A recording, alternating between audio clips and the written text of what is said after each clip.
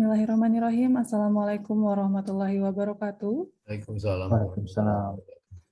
Selamat siang, salam sejahtera untuk kita semua. Sebelumnya yang kami hormati, Bapak dosen pengampu, Bapak Ahmad Muyani Rizali, serta Bapak Ibu sekalian, peserta perkuliahan pada hari ini.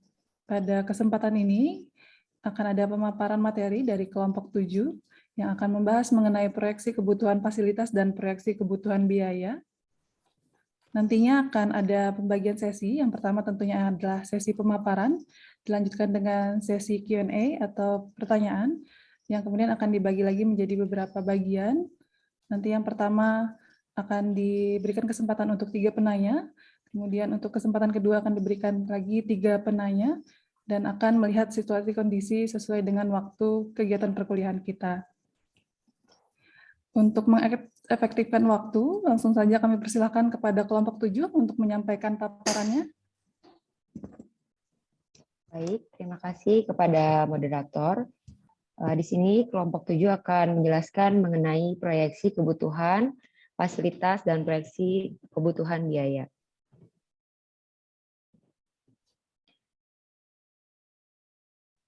Perencanaan adalah sebuah proses pembuatan keputusan untuk melakukan sesuatu di masa depan dengan menggunakan sumber-sumber yang ada untuk mencapai suatu tujuan. Dari definisi ini dapat disimpulkan bahwa penyusunan rencana kaitannya dengan kondisi masa depan yang ingin dicapai dengan kondisi lebih baik dari kondisi masa sekarang. Dengan demikian, perencanaan pendidikan adalah sebuah proses pembuatan keputusan tentang pendidikan untuk mengetahui kondisi di masa depan dengan menggunakan sumber-sumber pendidikan yang ada untuk mencapai tujuan. Dalam menyusun perencanaan pendidikan, langkah pertama yang harus dilakukan adalah dengan menyusun proyeksi siswa. Langkah selanjutnya adalah menyusun proyeksi semua variabel pendidikan seperti prasarana pendidikan dan sumber daya manusia pendidikan. Dalam penyusunan proyeksi ini, diperlukan suatu teknik atau metode yang baik agar terwujud suatu perencanaan yang akuntabel. Metode proyeksi merupakan inti dari perencanaan pendidikan karena mengubah tujuan yang diinginkan menjadi skenario yang terukur. Metode ini diperlakukan sebagai alat penghubung antara kebijakan dan perumusan strategi pendidikan.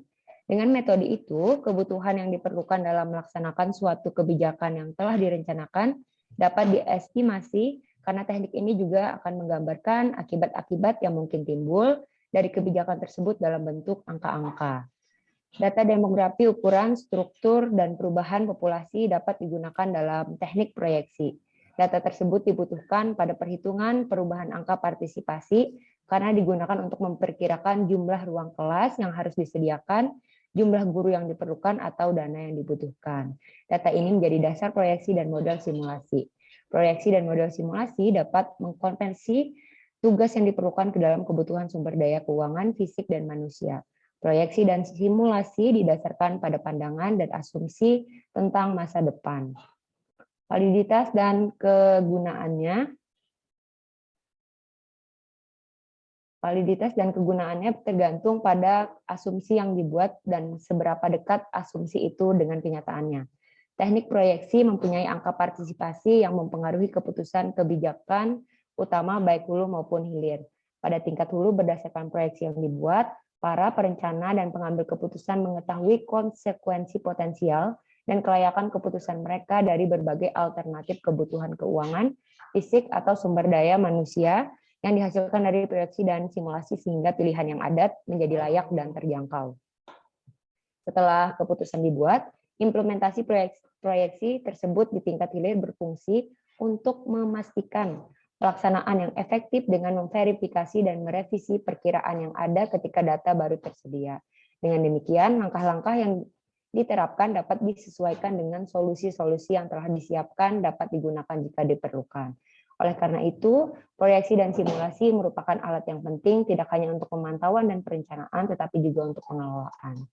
Di sini rumusan masalah kelompok kami, yaitu apa yang dimaksud dengan proyeksi dan bagaimana konsepnya, apa yang dimaksud dengan proyeksi fasilitas pendidikan dan bagaimana memproyeksikan fasilitas pendidikan di masa depan, dan apa yang dimaksud dengan proyeksi kebutuhan biaya pendidikan dan bagaimana cara memproyeksikan kebutuhan biaya pendidikan di masa depan. Selanjutnya akan dijelaskan oleh Pak Adi. Baik, suara saya terdengar jelas, Bu? Dengar Bapak. Ya, sebelumnya izin off kamera karena jaringan tidak mendukung. Baik, saya akan melanjutkan materi tentang menghitung proyeksi fasilitas pendidikan. Sesuai dengan peraturan prasarana sekolah yang telah dijelaskan di atas, yaitu sekolah, kelas, ruang kelas, dan tambahan ruang kelas, maka untuk menghasilkan proyeksi sekolah, kelas, dan ruang kelas akan menggunakan metode tersendiri. Untuk menghitung proyeksi sekolah, maka digunakan indikator pendidikan rasio siswa sekolah. Sedangkan untuk menghitung proyeksi kelas, maka digunakan indikator pendidikan rasio siswa per kelas. Untuk menghitung proyeksi ruang kelas, maka digunakan indikator pendidikan rasio kelas ruang kelas. Selain itu, dihitung pula tambahan ruang kelas yang dipergunakan untuk menghitung proyeksi sekolah untuk semua jenis satuan pendidikan, menggunakan dua variabel, yaitu data proyeksi siswa dan indikator pendidikan rasio siswa per sekolah. Selanjutnya, Bu, next. Proyeksi kebutuhan fasilitas pendidikan. Pelaksanaan pembelajaran dalam pendidikan nasional terpusat pada peserta didik, agar dapat A. Belajar untuk beriman dan bertakwa kepada Tuhan Yang Maha Esa. B. Belajar untuk memahami dan menghayati. C. Belajar untuk melaksanakan dan berbuat secara efektif. D. Belajar untuk bersama dan berguna bagi orang lain. Dan belajar untuk membangun dan menemukan jati diri melalui proses belajar yang aktif, kreatif, dan menyenangkan. Untuk menjamin terwujudnya hal tersebut, perlukan adanya sarana dan prasarana yang memadai. Sarana dan prasarana yang memadai tersebut harus memenuhi ketentuan minimum yang ditetapkan dalam standar sarana dan prasarana. Next. Baik, proyeksi kebutuhan fasilitas pendidikan, prasarana adalah fasilitas dasar untuk menjalankan fungsi sekolah atau madrasah. Ruang kelas adalah ruang untuk pembelajaran teori dan praktek tidak memerlukan peralatan khusus.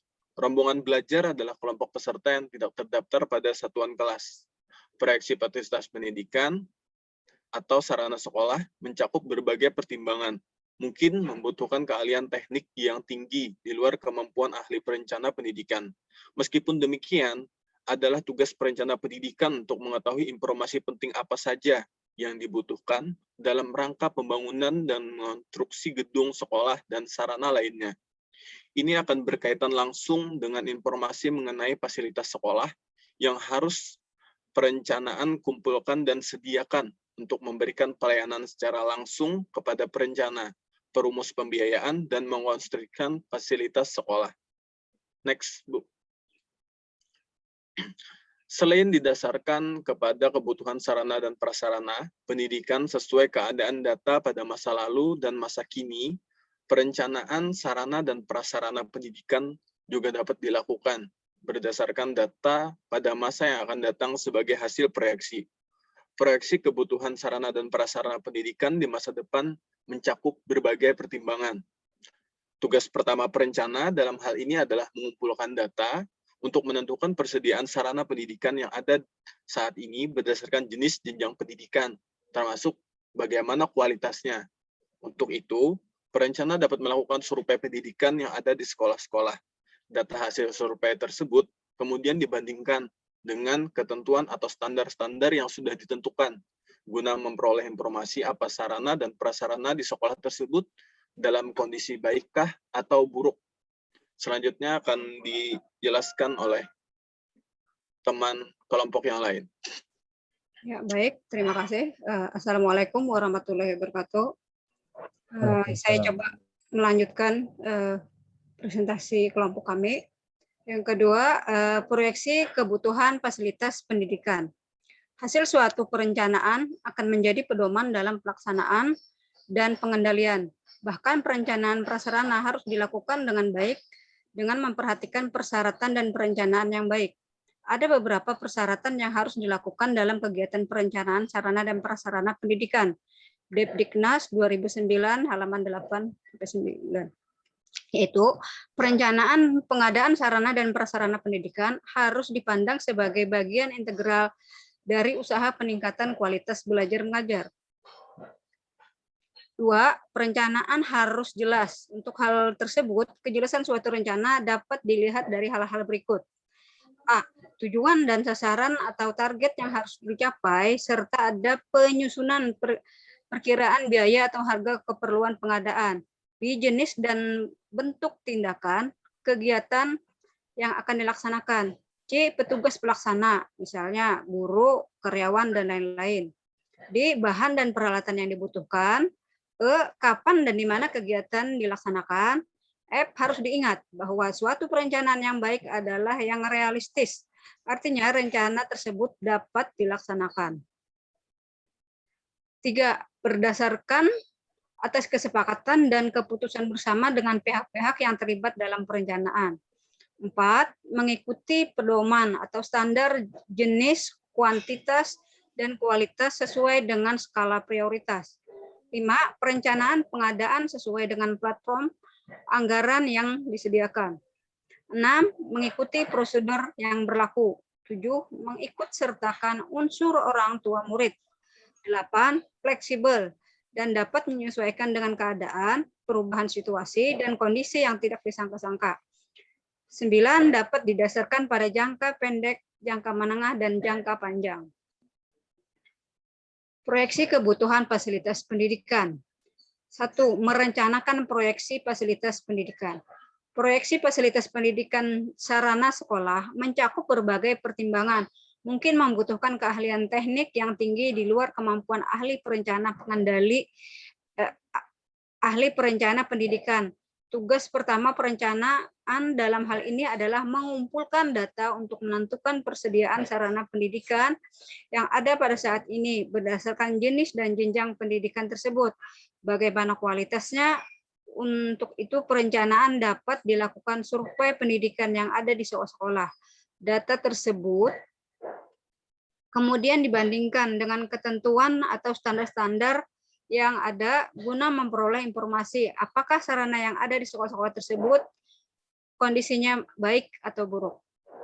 Baik, bisa dilanjutkan dengan anggota kelompok yang lain.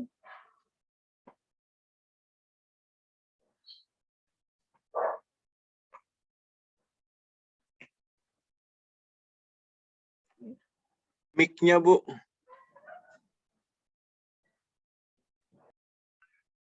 Mohon maaf. Baik, Lun akan melanjutkan paparan presentasi kelompok 7. B. Proyeksi kebutuhan fasilitas pendidikan. 1. Merencanakan proyeksi fasilitas pendidikan. Berikut ini adalah contoh data hasil survei pada sejumlah sekolah dan standar-standar yang berlaku untuk setiap indikator pendidikan.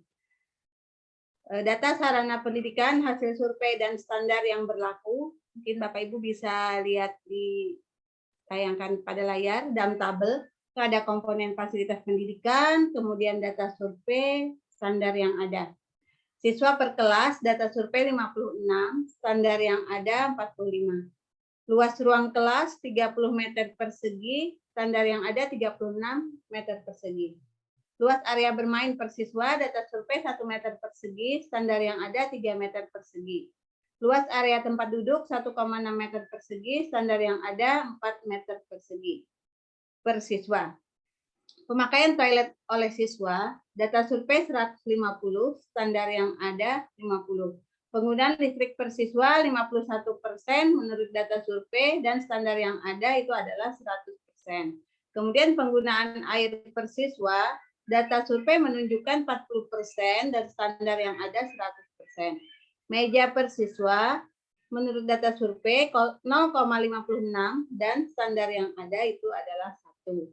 Kursi per siswa data survei 0,31 dan standar yang ada itu adalah 1. Next, Bu Ika.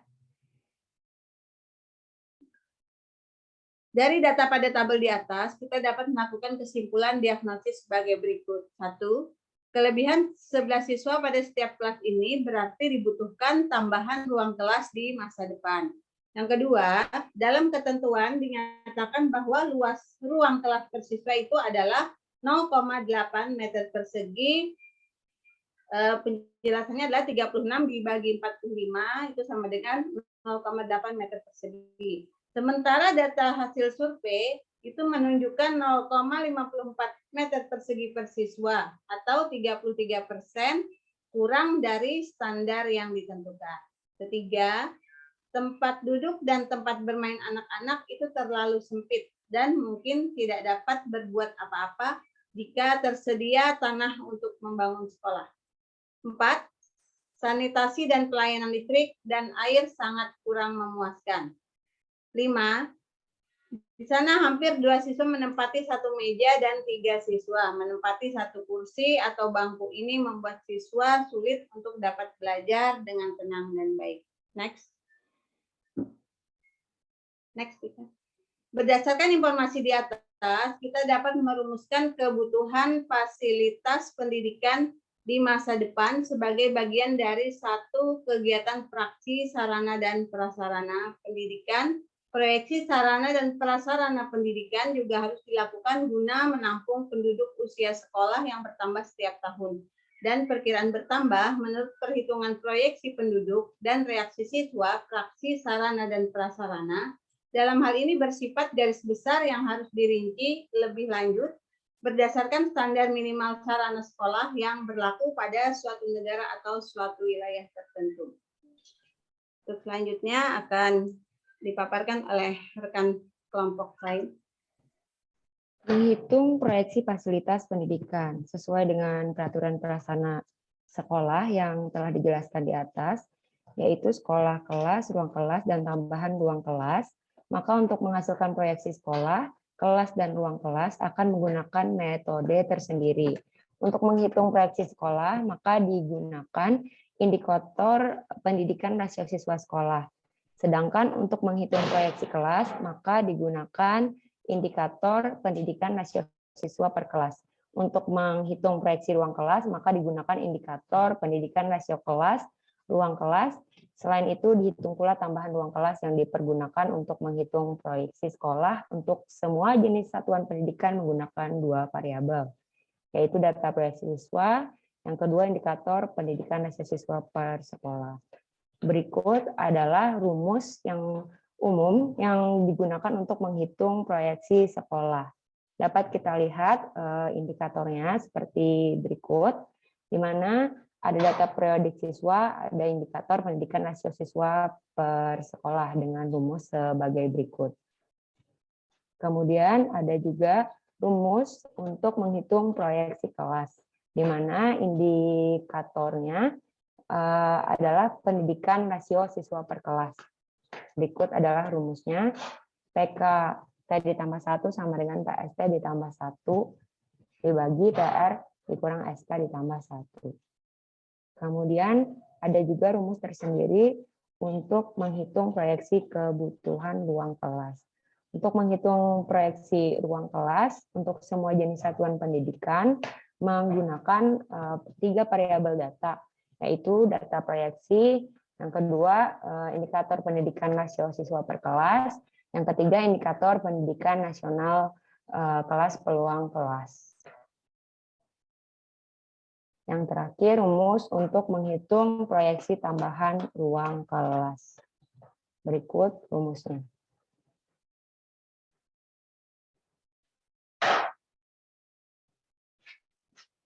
Silahkan dilanjutkan Pak Adi. Ibu Lisna, Bu. Oh ya, Ibu Lisna. Maaf. Baik, saya lanjutkan. 3. Proyeksi kebutuhan ruang kelas.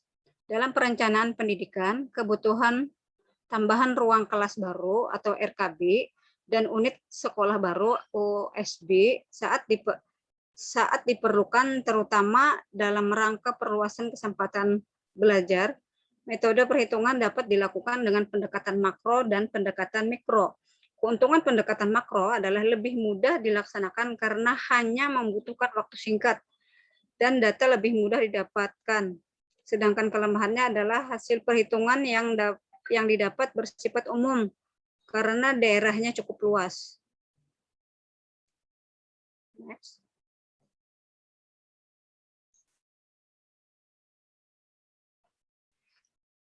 Proyeksi kebutuhan ruang kelas.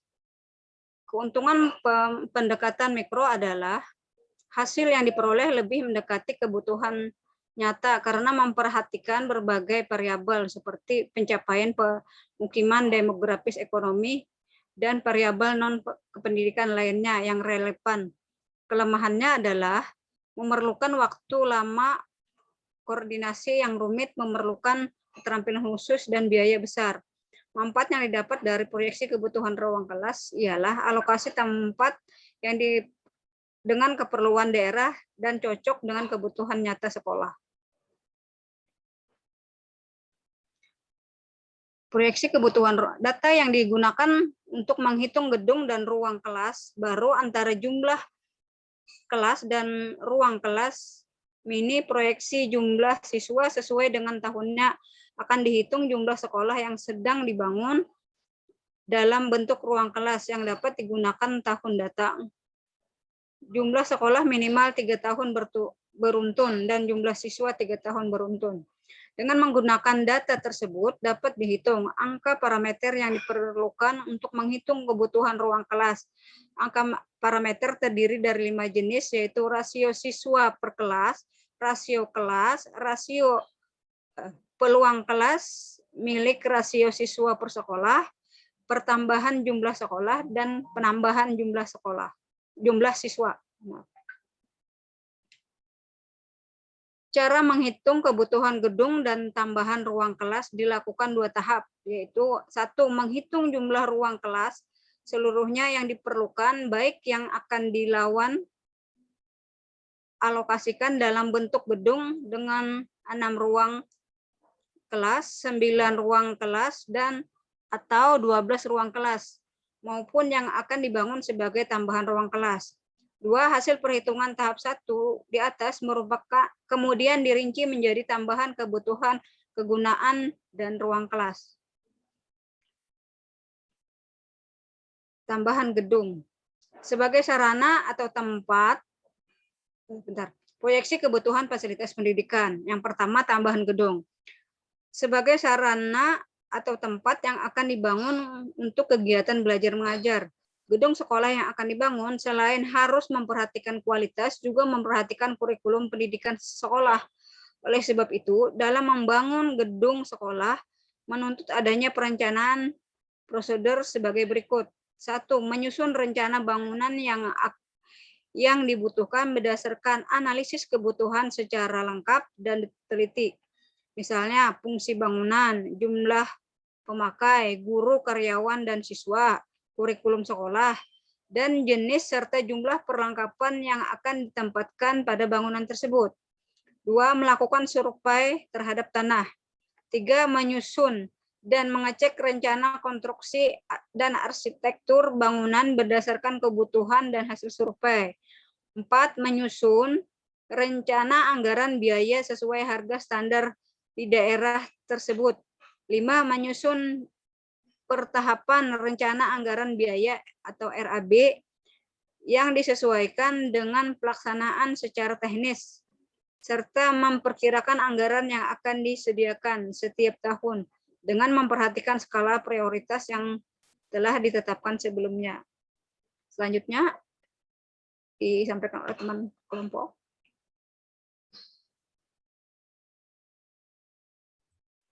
Baik, akan ulun lanjutkan kembali. B. Proyeksi kebutuhan fasilitas pendidikan. Yang ketiga itu adalah proyeksi kebutuhan ruang kelas. Menurut Endang Herawan dan Sukarti Nasihin, mengutip pernyataan J. Mamusung yang mengemukakan bahwa syarat bangunan sekolah yang ideal harus memenuhi kebutuhan dan syarat pedagogis. Pemenuhan dan syarat pedagogis artinya yaitu A. Ukuran dan bentuk setiap bangunan disesuaikan dengan kebutuhan. B. Datangnya atau masuknya sinar matahari harus diperhatikan, yaitu dari sebelah kiri. C. Tinggi rendahnya tembok, letak jendela, dan kusen disesuaikan dengan kondisi anak-anak. D. Penggunaan warna yang cocok. E. Aman. Artinya, material dan konstruksi bangunannya itu benar-benar dapat dipertanggungjawabkan, baik kekuatan, kekukuhan bangunan itu sendiri maupun pengaruh erosi angin, getaran, petir, dan pohon berbahaya. Selain harus memenuhi kebutuhan dan syarat pedagogis, bangunan sekolah juga harus memenuhi kebutuhan jumlah ruang belajar. Jumlah ruang belajar dibuat berdasarkan perkiraan jumlah siswa yang akan masuk di tahun yang akan datang. Selain itu, diperhatikan pula perkiraan jumlah siswa yang keluar, baik karena putus sekolah, pindah sekolah, ataupun karena sudah lulus. Perhitungan kebutuhan ruang belajar atau guru tergantung dari jumlah tambahan siswa, jumlah rata-rata murid untuk setiap rombongan belajar atau kelas, dan efisiensi penggunaan ruang belajar.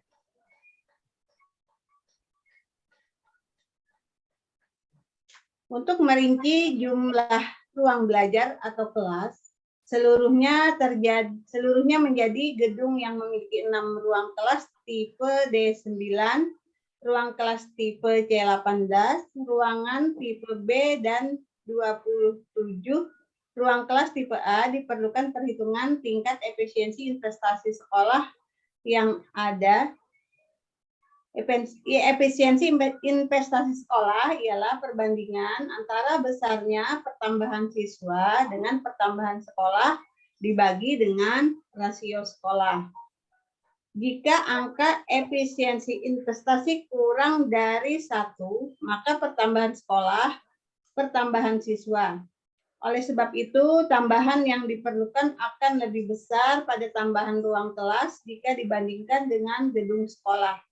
Sebaliknya, jika angka efisiensi investasi lebih dari 1, maka pertambahan sekolah kurang dari pertambahan siswa. Oleh sebab itu, tambahan yang diperlukan agar lebih besar tambahan gedung sekolah jika dibandingkan dengan tambahan ruang kelas. Next week, ya. Pada layar telah ditayangkan rumus angka efisiensi investasi, yaitu EI sama dengan dalam kurung TM per TS kurung tutup dibagi M per S. Keterangan EI itu menunjukkan bahwa efisiensi investasi tahun. TM itu adalah tambahan murid T tahun T3. TS tambahan sekolah tahun T dikurang tahun T3. M per S itu adalah rasio murid per sekolah tahun T.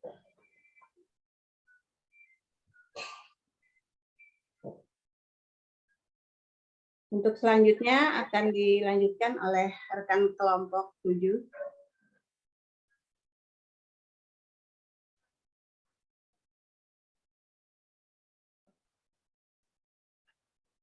Bu Ika.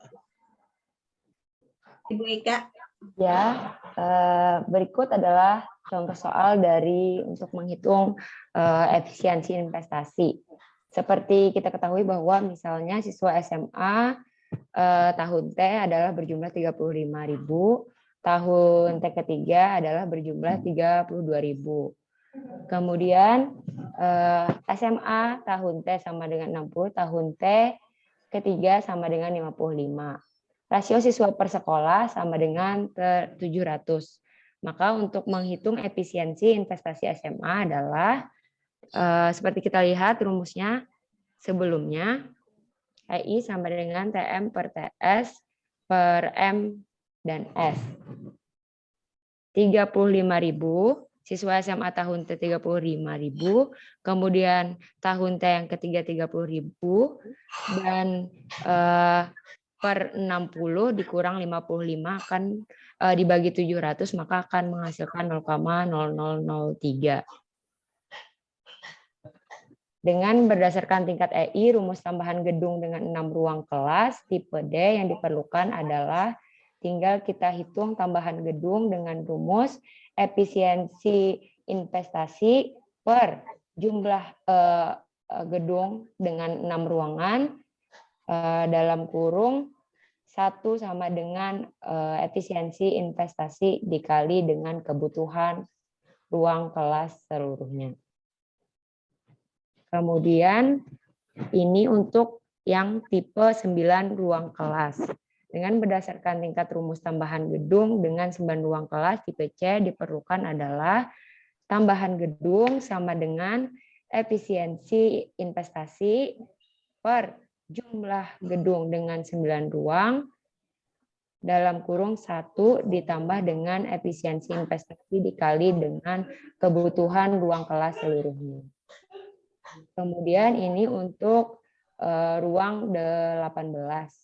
Di mana tambahan gedung sama dengan efisiensi investasi per jumlah gedung dengan 18 ruang per 1 ditambah efisiensi investasi dikali dengan kebutuhan ruang kelas seluruhnya. Dan ini untuk rumus gedung dengan 27 ruang kelas, yaitu tambahan gedung sama dengan efisiensi investasi per 27 ruang gedung dalam kurung 1 ditambah efisiensi investasi dikali dengan kebutuhan ruang kelas seluruhnya. Moderator, kiranya cukup udah paparan, terlalu banyak ini nanti. Ada pertanyaan nanti sedikit. Udah cukup dimulai Baik, aja Pak. jawabnya ya. Ya, baik. Demikian tadi Bapak Ibu sekalian, paparan dari kelompok 7. Kami buka untuk sesi pertanyaan. Kami persilakan Bapak Ibu yang ingin mengajukan pertanyaan. Baik, yang pertama ada Bapak Ketut Artewardana, kemudian Ibu Weni Meliana, dan Ibu Hildayati. Untuk sesi 1, 3 orang penanya terlebih dahulu. Kami persilakan yang pertama Bapak Ketut. Baik Bu, terima kasih Bu moderator. Nah, jadi penyampaian materi yang menarik tentang sarana prasarana peralatan gedung sekolah tadi. Cuma yang tadi saya tidak melihat penghitungan standar untuk ruang praktek siswa ya Bu ya. Satu. Yang kedua tadi standar kebutuhan luas itu untuk semua satuan pendidikan ya, maksud saya untuk SD, SMP, SMA atau SMK. Nah, kalau boleh tahu ada nggak cara penghitungan peralatan praktek untuk SMK, karena memang SMK kan banyak ya peralatan prakteknya. Kalau ada mohon dijelaskan. Terima kasih. Baik, terima kasih Bapak. Mohon izin untuk pertanyaan kita tampung terlebih dahulu. Kita lanjutkan ke penanya kedua. Dipersilakan Ibu Weni. Terima kasih kepada moderator atas kesempatannya menanggapi di slide 7. Jadi mengenai proyeksi fasilitas pendidikan yang kebutuhan sarana prasarana pendidikan. Nah, di situ ada kan SD, MI 12 prasarana. Nah, itu mungkin dijelaskan lebih rinci mengenai yang itu maksudnya seperti apa.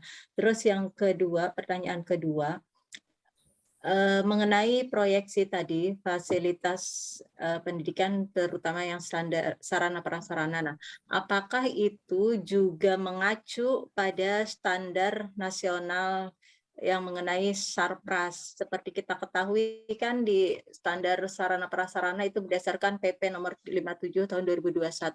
Nah, pertanyaannya ada kaitannya atau tidak antara proyeksi ini dengan standar sarana prasarana dari pemerintah. Terima kasih. Baik, terima kasih Ibu. Kemudian kepada penanya ketiga, Ibu Hildayati, dipersilakan Ibu. Ya, terima kasih moderator. Saya langsung saja kepada pertanyaan, yaitu yang pertama, bagaimana cara memproyeksikan fasilitas pendidikan di masa depan? Yang kedua, bagaimana cara memproyeksikan kebutuhan biaya pendidikan di masa depan? Itu saja, Bu. Terima kasih. Baik. Sebelumnya akan saya ulang terlebih dahulu penanyaan pertama dari Bapak Ketut mengenai minta dijelaskan terkait perhitungan standar ruang praktek siswa, terutama bagi siswa vokasional, yaitu SMK. Kemudian tadi dijelaskan juga ada kebutuhan luas, apakah sama di setiap jenjang SD, SMP, dan SMA. Kemudian pertanyaan kedua dari Ibu Weni terkait slide 7, terkait sarana prasarana, dijelaskan ada 12 prasarana untuk SDMI, minta tolong dijelaskan secara detail, dan terkait sarana prasarana yang dijelaskan ini apakah sudah mengacu pada standar nasional dari pemerintah. Kemudian pertanyaan ketiga dari Ibu Hildayati menanyakan terkait bagaimana proyeksi fasilitas pendidikan di masa mendatang dan kebutuhan biaya pendidikan di masa mendatang. Kami persilahkan kepada kelompok 7 untuk memberikan tanggapan.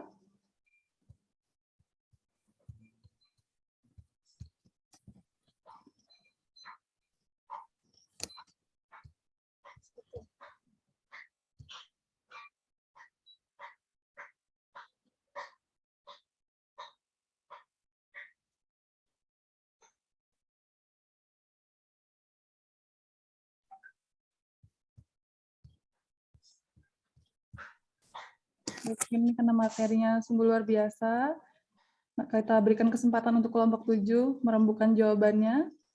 Tadi ada 3 pertanyaan sekali lagi terkait standar ruang praktek siswa, kemudian ada juga terkait sarana prasarana, kemudian kebutuhan fasilitas dan biaya pendidikan di masa depan.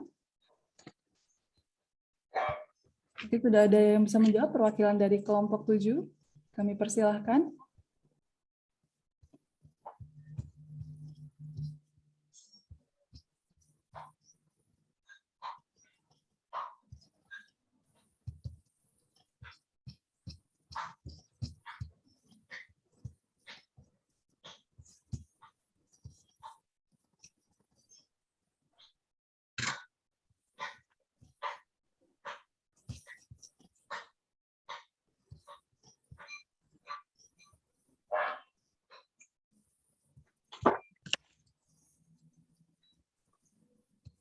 Ya, kelompok 7, jangan terlalu lama jedanya.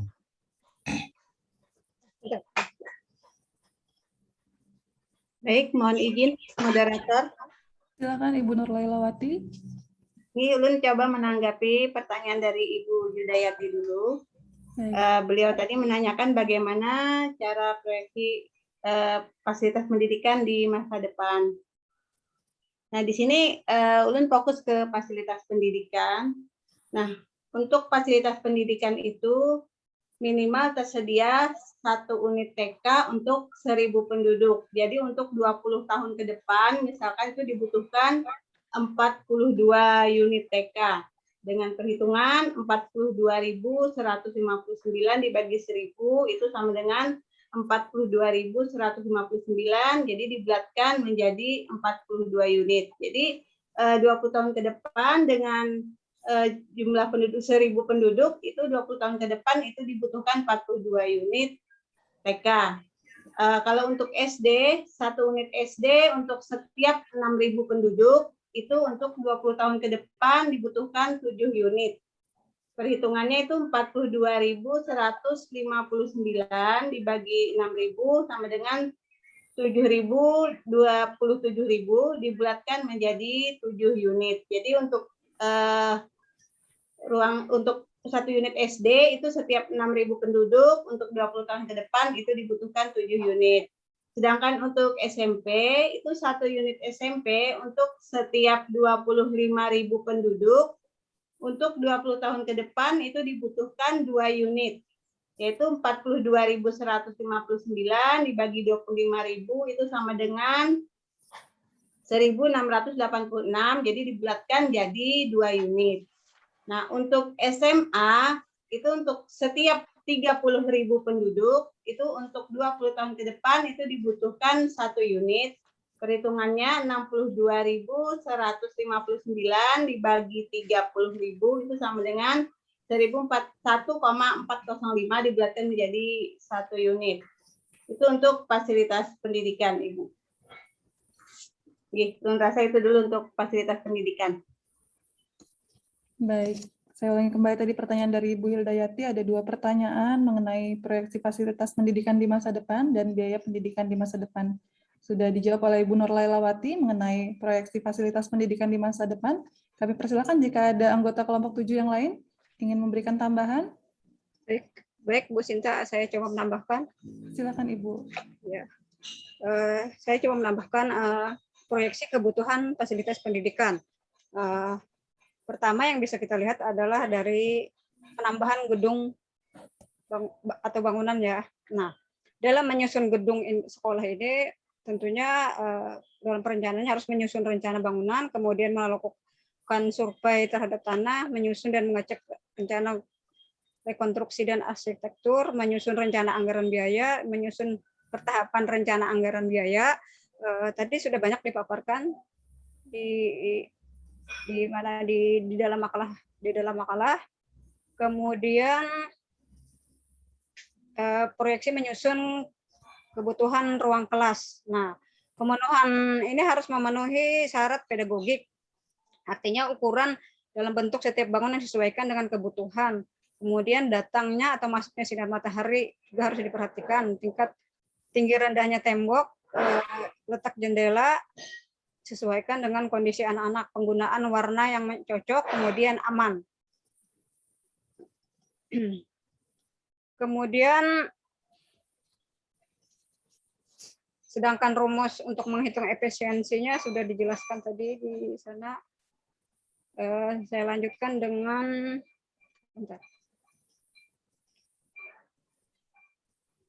proyeksi kebutuhan biaya pendidikan di masa depan.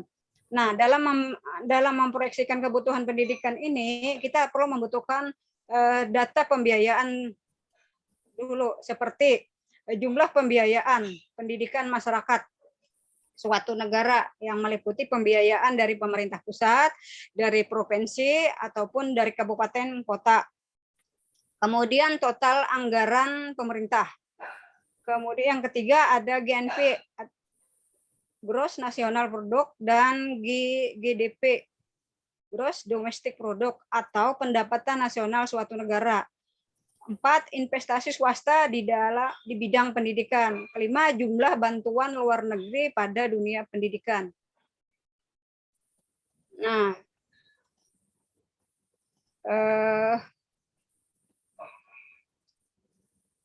saya kira itu yang dapat saya tambahkan.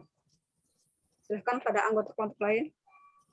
Baik, saya coba untuk menjawab pertanyaan Ibu Hidayati yang tadi bertanya bagaimana caranya ya Bu untuk menghitung proyeksi sarana prasarana pendidikan di masa depan. Nah, salah satunya coba saya contohkan ini untuk contoh biaya rutin bagi suatu sekolah.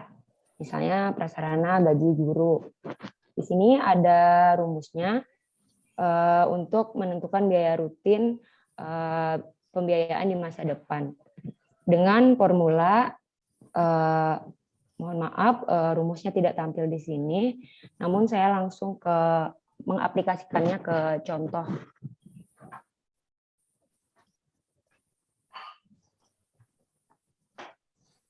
Berikut.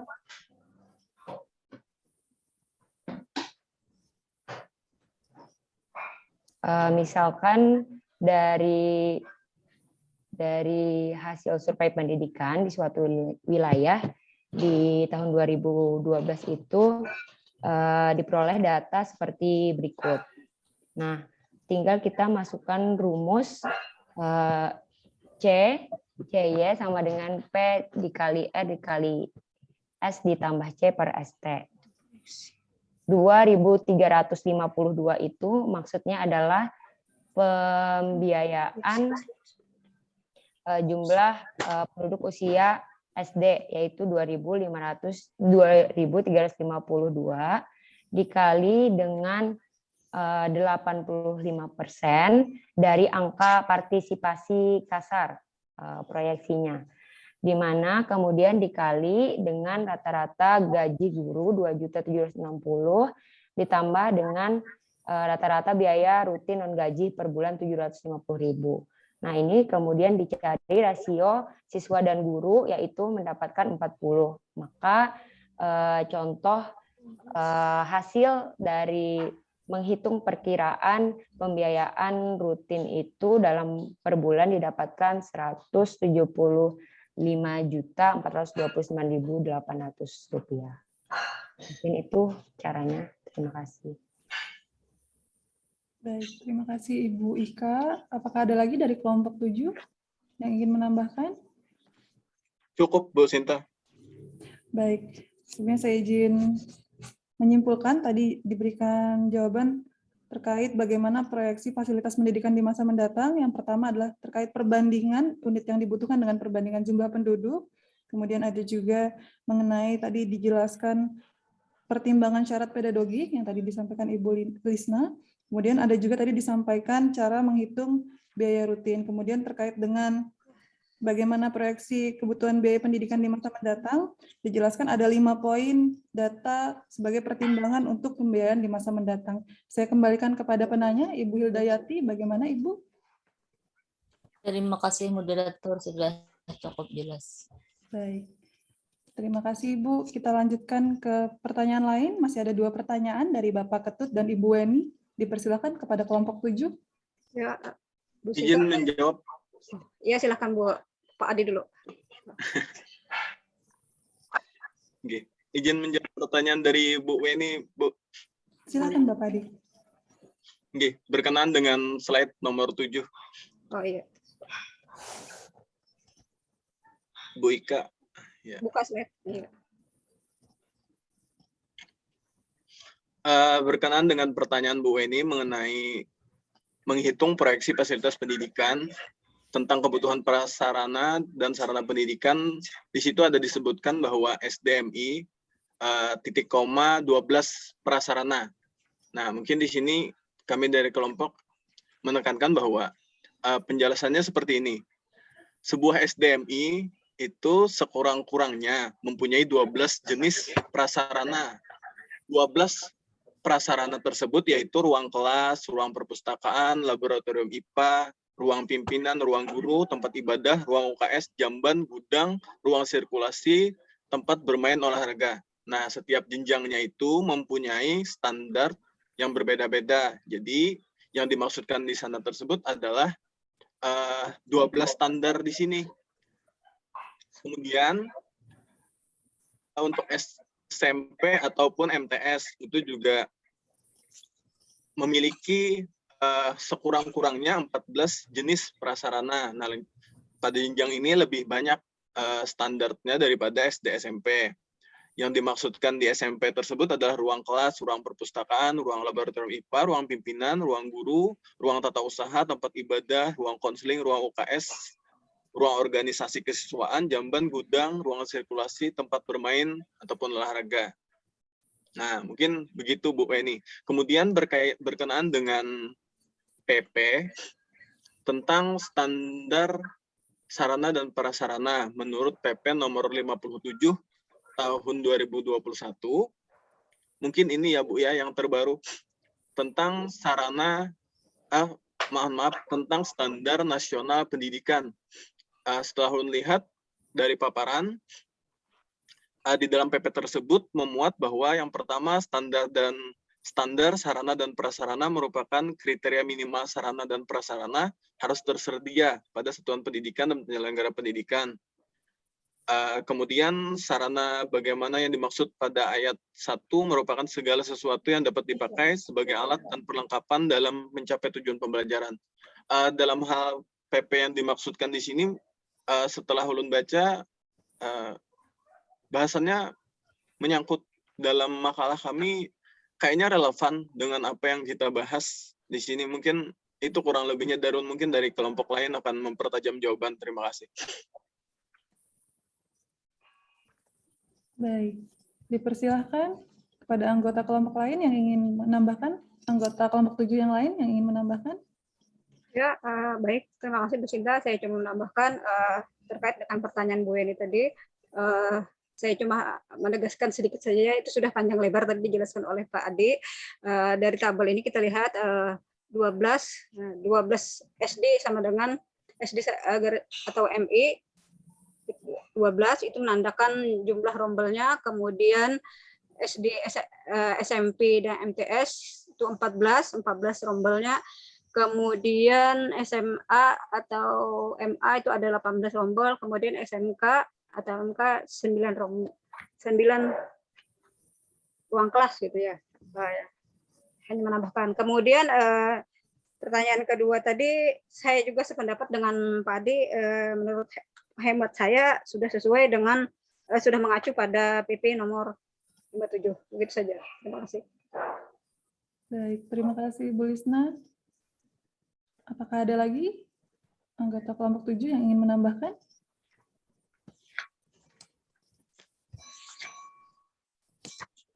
Baik, dapat saya simpulkan dari jawaban kelompok 7 tadi terkait sarana prasarana yang disampaikan atau dipaparkan ini, yang ditunjukkan ini merupakan standar minimal fasilitas pendidikan atau sarpas dari tiap-tiap jenjang pendidikan.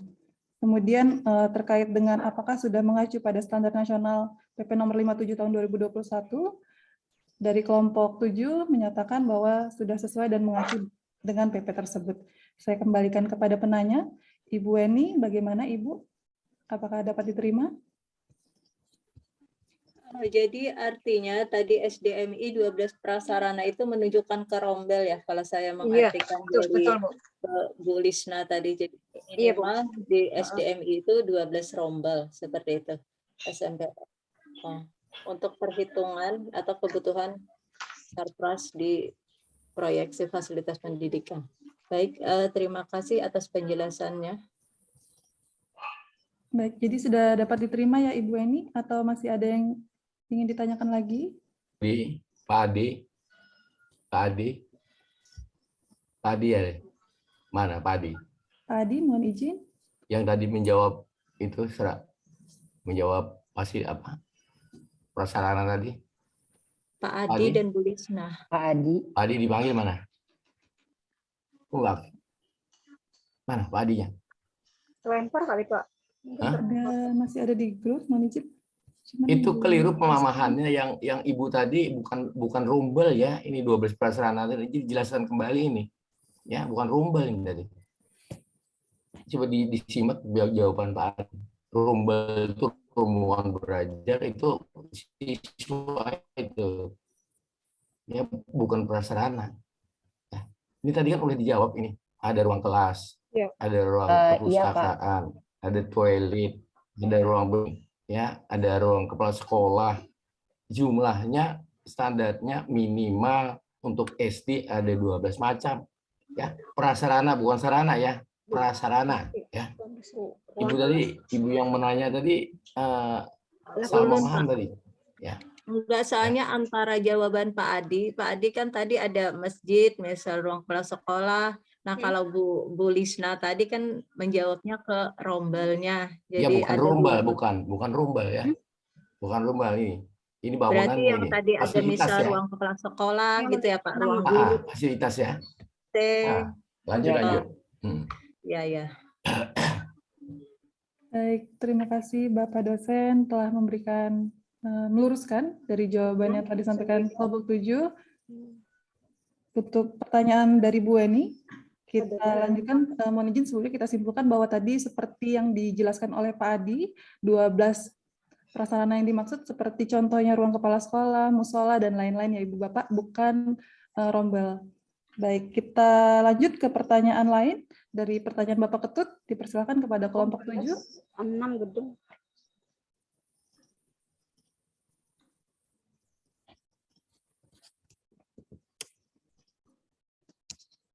Mohon izin saya ulangi, pertanyaan dari Bapak Ketut tadi menanyakan mengenai bagaimana perhitungan standar ruang praktek siswa, terutama bagi sekolah vokasional atau SMK.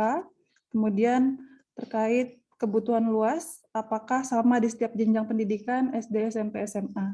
Dipersilahkan kelompok 7.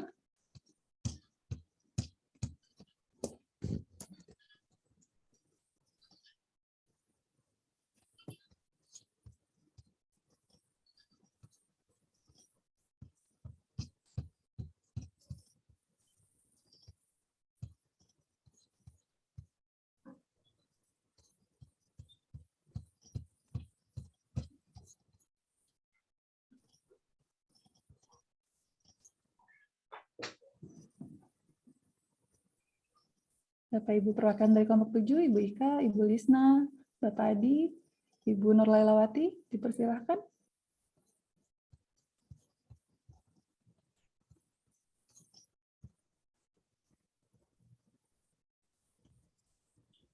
Izin moderator, ulun coba menjawab pertanyaan Bapak Ketut Arte. Silakan Ibu Nur Lailawati. Oke. Pertanyaan Bapak Ketut tadi, beliau menanyakan perhitungan standar ruang praktik. Di sini ulun mungkin bisa mencontohkan itu ruang lab, misalkan ruang laboratorium. Jadi ruang laboratorium itu kan berfungsi sebagai tempat berlangsungnya kegiatan pembelajaran sesuai dengan labnya, misalkan lab biologi, berarti kan di situ terjadi pembelajaran biologi secara praktek yang memerlukan peralatan khusus. Nah, ruang laboratorium biologi dapat menampung minimum 1 rombongan belajar. Rasio minimum ruang laboratorium biologi itu 2,4 meter persegi per peserta didik. Untuk rombongan belajar dengan peserta didik kurang dari 20 orang, luas minimum ruang laboratorium itu adalah 48 meter persegi, termasuk luas ruang penyimpanan dan persiapan itu 18 meter persegi. Kemudian lebar minimumnya ruang laboratorium itu 5 meter. Jadi ruang laboratorium itu memiliki fasilitas dengan pencahayaan yang memadai untuk membaca buku misalkan dan mengamati objek percobaan. Seperti itu dari ulun Ibu Sinta. Baik, terima kasih Bu Nur Laila. Dipersilahkan anggota kelompok 7 yang lain yang ingin menambahkan atau memberikan penjelasan. Moderator, mohon maaf belum. Nggih, Bapak Ketut. Tadi saya maksud ruang praktek siswa, Bu, bukan ruang lab. Karena beda kalau di PP di SMK antara lab biologi dengan ruang praktek siswa itu beda. Jadi kalau ruang praktek siswa itu khusus yang otomotif atau yang TKJ atau yang multimedia, Bu. Terima kasih. Baik. Boleh disampaikan dari kelompok 7 lebih spesifik ke ruang praktek siswa, berfokus pada ruang praktek? Dipersilahkan anggota kelompok 7.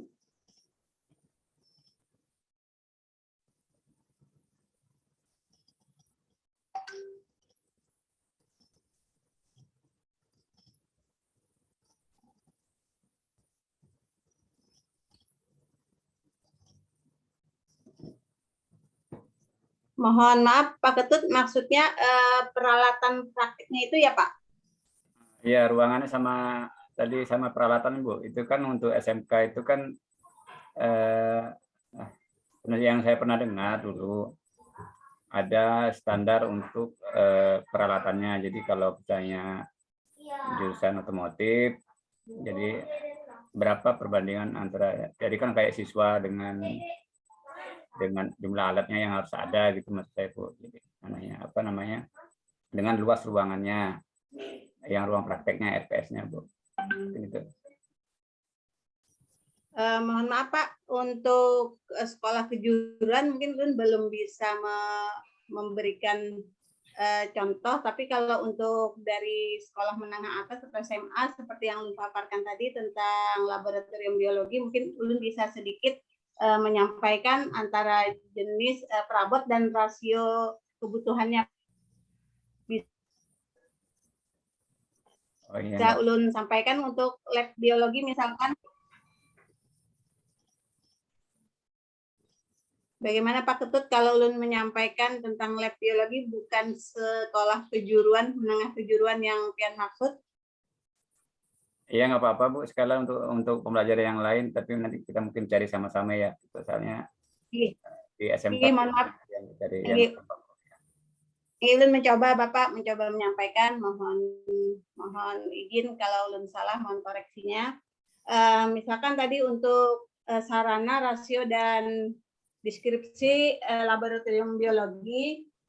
Yang pertama itu jenis perabotnya misalkan kursi.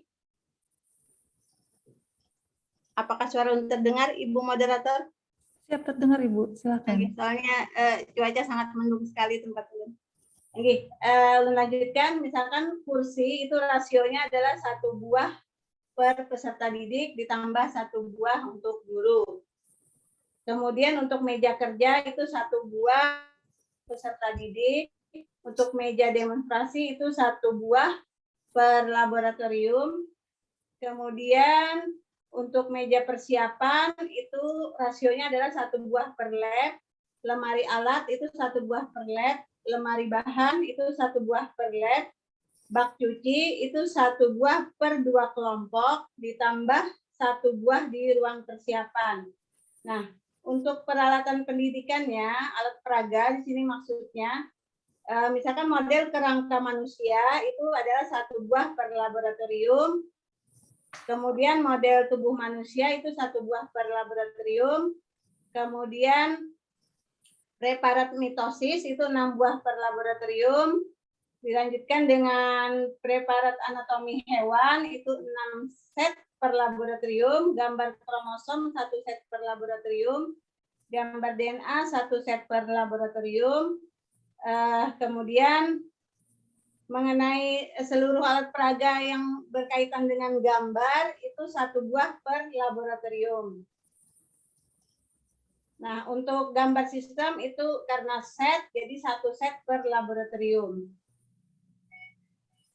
Nah, untuk alat dan bahan percobaan, misalkan mikroskop monokuler itu 6 buah per laboratorium, mikroskop stereo binokuler itu 6 buah per laboratorium, kemudian perangkat pemeliharaan mikroskop itu seperti kertas, kemudian lensa, pembersih lensa, sikat halus, dan sebagainya itu 2 set per laboratorium. Kalau gelas benda itu 6 pak per laboratorium, itu isinya 72 buah. Nah, gelas penutup itu 6 pak per laboratorium, isi 50 buah. Gelas arloji 2 pak per laboratorium, isi 10. Nah, kemudian masih banyak lagi Bapak alat-alat peraga atau praktek. Mungkin kalau ulun sampaikan semuanya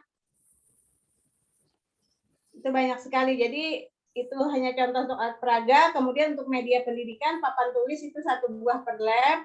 Untuk bahan habis pakai itu asam sulfat 500 ml. Ibu cukup, Ibu Laya cukup. Ya. Ini Bapak, makasih. Saya jelaskan ya. Kita kan hari ini bicara soal proyeksi. Jadi data kita olah untuk mengetahui keperluan masa yang akan datang. Oleh itu bicaranya ke fasilitas itu, ke prasarana, ya, bukan ke sarananya.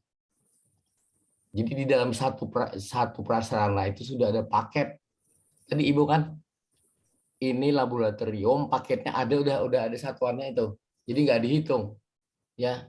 Nanti kalau udah apa namanya, udah pertanyaannya yang mikro, apa perencanaan yang mikro baru dihitung. Sekian, kan udah standar. Satu ruangan kelas, satu ruangan belajar kelas, bangkunya harus udah ada itu semua, ya, dari semua. Jadi nggak perlu dihitung itunya, udah ada satuannya. Yang dihitungnya ruangan kelasnya aja, berapa perlu ruang kelas, berapa perlu tambahan ruang kelas, ya, itu aja. Nah, jadi kita ini bicara makro, ya, bukan mikro. Lanjut. Baik, terima kasih banyak Bapak. Apakah ada lagi dari kelompok 7 yang ingin disampaikan?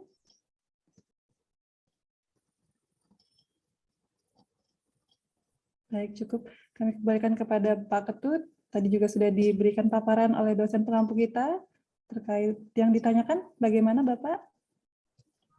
Lanjut aja. Baik, terima kasih. Bapak Ibu, demikian tadi untuk bagian pertama, sesi tanya jawab. Kita lanjutkan ke sesi yang kedua.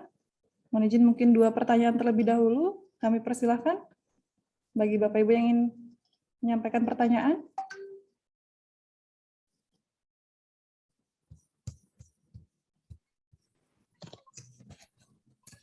Izin tanya. Silakan Bapak Trisno Haji. Ya, Assalamualaikum warahmatullahi wabarakatuh. Berkenaan dengan proyeksi kebutuhan fasilitas pendidikan di masa depan ini, ulun cuma ingin bertanya, faktor apa yang berpengaruh dalam penentuan pendistribusian kebutuhan fasilitas pendidikan ini, dalam hal ini mungkin sarana prasarana. Terima kasih. Assalamualaikum warahmatullahi wabarakatuh. Waalaikumsalam. Baik, pertanyaan dari Bapak Trisno Aji kita tampung terlebih dahulu. Satu penanya lagi kami berikan kesempatan. Dipersilakan Bapak Ibu yang ingin bertanya.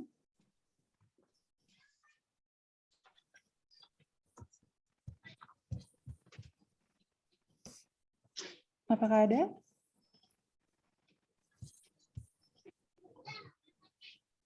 Jika belum ada, kita persilakan kepada kelompok 7 untuk memberikan tanggapan dari pertanyaan Bapak Trisno Aji mengenai faktor yang berpengaruh dalam pendistribusian kebutuhan sarana prasarana. Dipersilakan kelompok 7. Baik, Bu Sinta, saya coba menanggapi pertanyaan dari Pak Trisno Aji terkait faktor yang berpengaruh terhadap pendistribusian sarana prasarana. Biasanya sarana prasarananya lebih banyak dari pusat ya, di drop ke daerah-daerah. Nah, yang jadi permasalahan kadang kalau sarana prasarana itu ditujukan ke daerah-daerah terpencil. Dan itu tentunya memerlukan biaya, kemudian waktu dan transportasi yang lumayan berat ya untuk mencapai ke daerah atau sekolah yang dituju. Kemudian yang kedua, selain dari itu tadi, kalau sarana prasarana itu diberikan ke daerah-daerah yang misalnya ya sarana IT. Kemudian kita kan saat ini lagi fokus pemerintah ke ANBK ya, asesmen ya. Nah, itu kan banyak tuh sekolah-sekolah yang rencananya diberi bantuan seperti laptop dan komputer ya. Nah, pemanfaatan mungkin bagi daerah-daerah yang jangkauan internetnya susah, itu juga jadi salah satu pengaruh ya, berpengaruh besar terhadap sarana itu. Walaupun sampai ke daerah, pendistribusiannya bisa mungkin, tetapi ya itu penggunaannya mungkin ya yang kurang ya, padahal itu memang sangat diperlukan. Kemudian karena mungkin jarak tempuh yang jauh tadi, bisa saja karena prosesnya lama, barang itu sampai ke tempat sudah kondisinya sudah tidak begitu baik lagi. Itu mungkin yang saya bisa tambahkan. Baik, terima kasih Bu Lisna. Dipersilakan anggota kelompok 7 yang lain jika ingin menambahkan.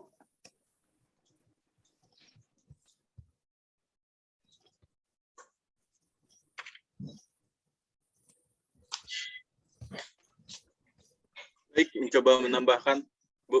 Silakan Pak Adi. Mengenai faktor apa yang berpengaruh dalam pendistribusian prasarana, di sini ada beberapa faktor menurut pandangan ulun dalam pendidikan. Ketika yang pertama itu faktor pasar. Ketika dalam lingkup faktor ini saluran distribusi dipengaruhi oleh pembeli dari sekolah misalnya ingin membeli sesuatu yang memang dalam hal ini mungkin barang yang diinginkan tidak ada atau stoknya terbatas. Dalam hal ini kan mungkin waktu yang juga waktu yang mungkin memakan cukup lama. Kemudian dari faktor kebiasaan dalam pembelian, biasanya sekolah itu yang kebiasaan-kebiasaannya sendiri dalam berbelanja. Misalnya di sekolah A atau di sekolah B cenderung lebih mementingkan pembelian yang sifatnya sifatnya yang diperlukan siswa, seperti misalnya alat-alat peraga ataupun buku ataupun yang sifatnya insidental digunakan di setiap atau berkesinambung pembelajaran. Jadi kalau berbicara faktor pengaruh, menurut pandangan pribadi, dipengaruhi oleh lokasi juga, habis itu dengan pola pikir dan kebiasaan setempat, khususnya dalam ini guru. Nah, mungkin itu moderator. Terima kasih. Baik, terima kasih Pak Adi. Apakah ada lagi Baik, saya coba menambahkan. Silakan Ibu Ika.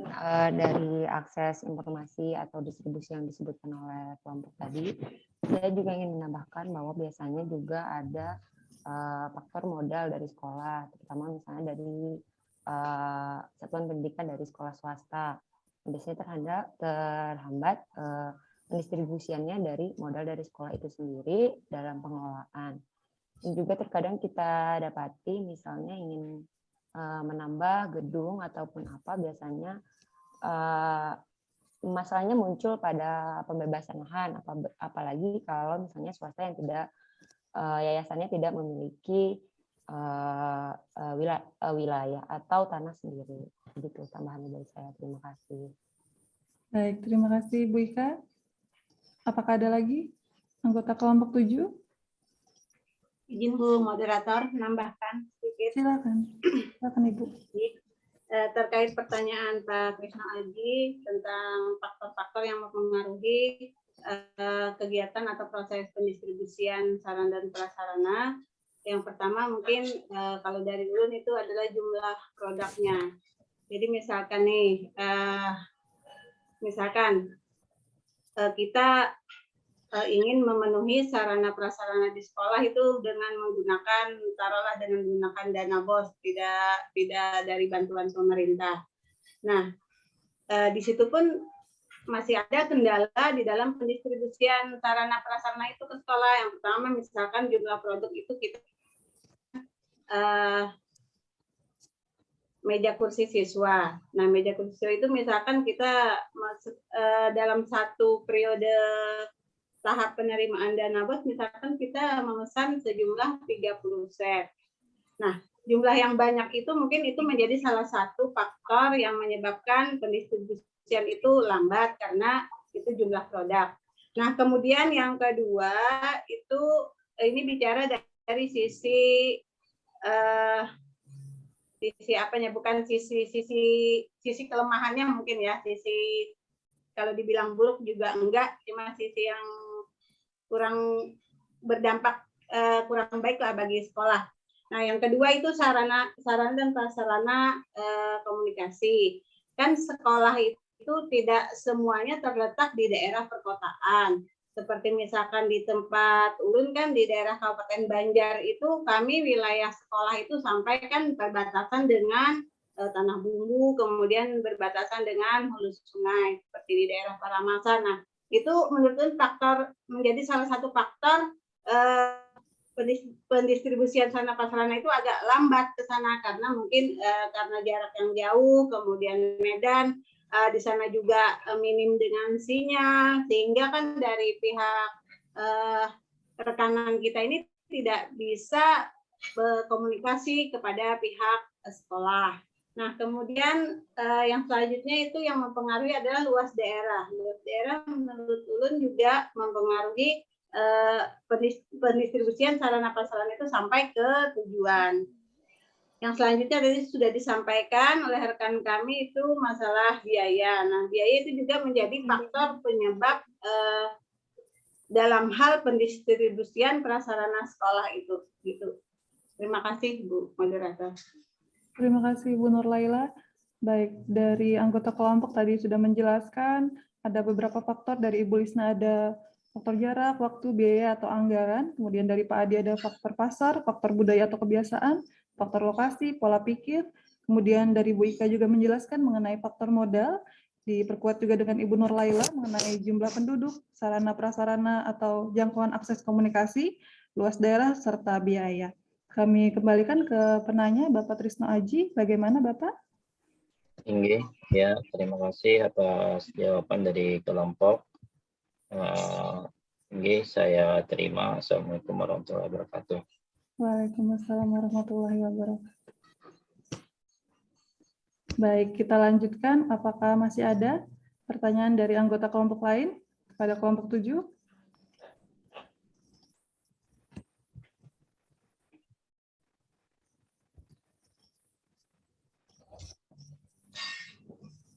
Dipersilahkan jika ada masih pertanyaan.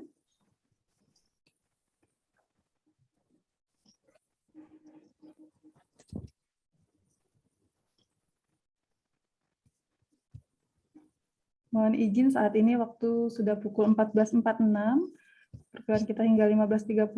Mohon arahan kepada Bapak dosen pembimbing, apakah kita lanjutkan ke sesi tanya jawab atau akan ada refleksi dari Bapak?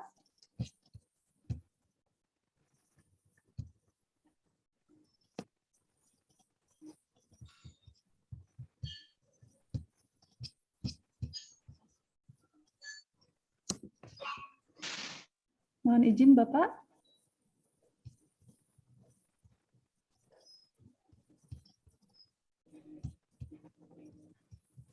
Mic Bapak masih mute kayaknya.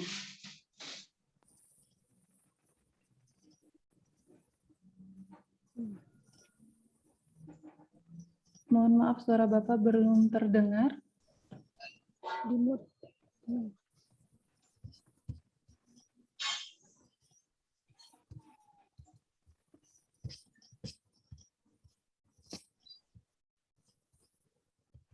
Lemparkah Bapak? Ada Bapak, masih Iya, ada. iya. Cuman mikrofonnya belum nyala kayaknya.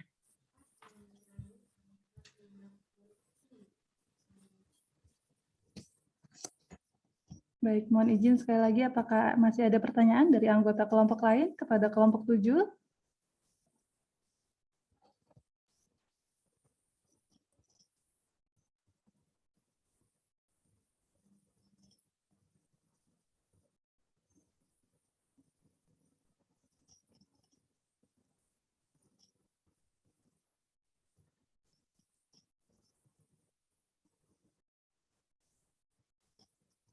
Baik, dipersilakan Bapak Soekarno.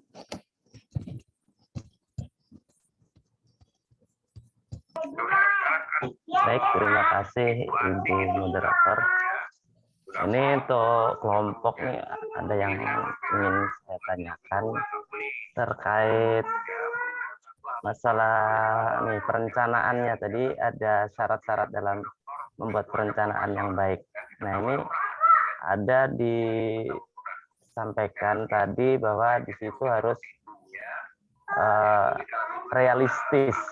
Nah, ini yang mau saya tanyakan, dalam perencanaan yang realistis itu pedomannya apa yang dijadikan pedoman itu gitu. Landasannya apa hingga perencanaan itu disebut realistis? Minta tolong untuk dijelaskan. Kalau bisa diberi contoh, misalkan perencanaan yang realistis seperti apa. Itu aja Bu, terima kasih. Baik, terima kasih Bapak Soekarno. Kita berikan kesempatan kepada kelompok 7 untuk memberikan tanggapan dari pertanyaan Bapak Soekarno. Silakan kelompok 7.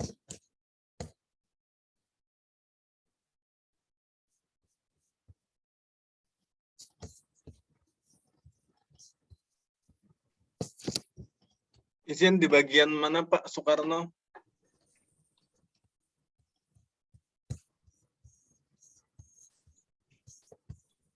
Di slide 13 kalau ada salah Pak.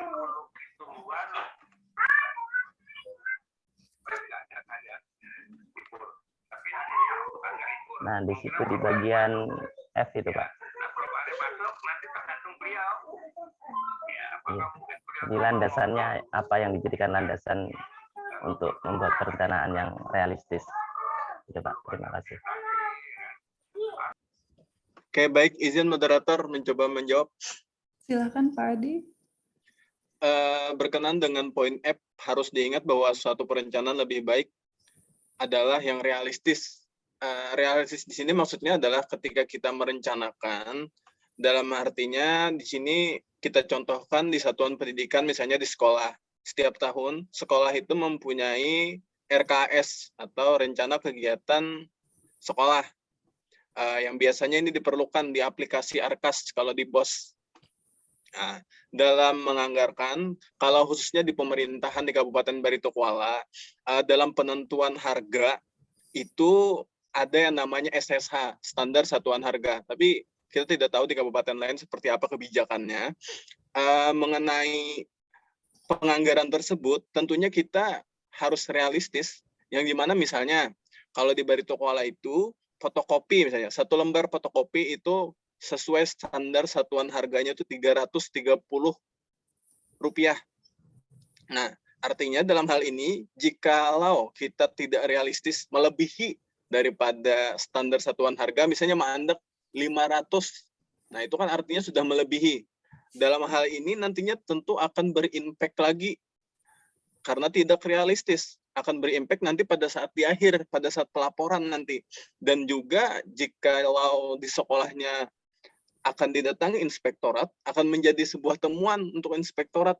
Dan bahkan untuk sanksinya mungkin akan bisa mengembalikan uang dan lain sebagainya oleh pihak inspektorat. Mungkin itu kurang lebihnya. Terima kasih.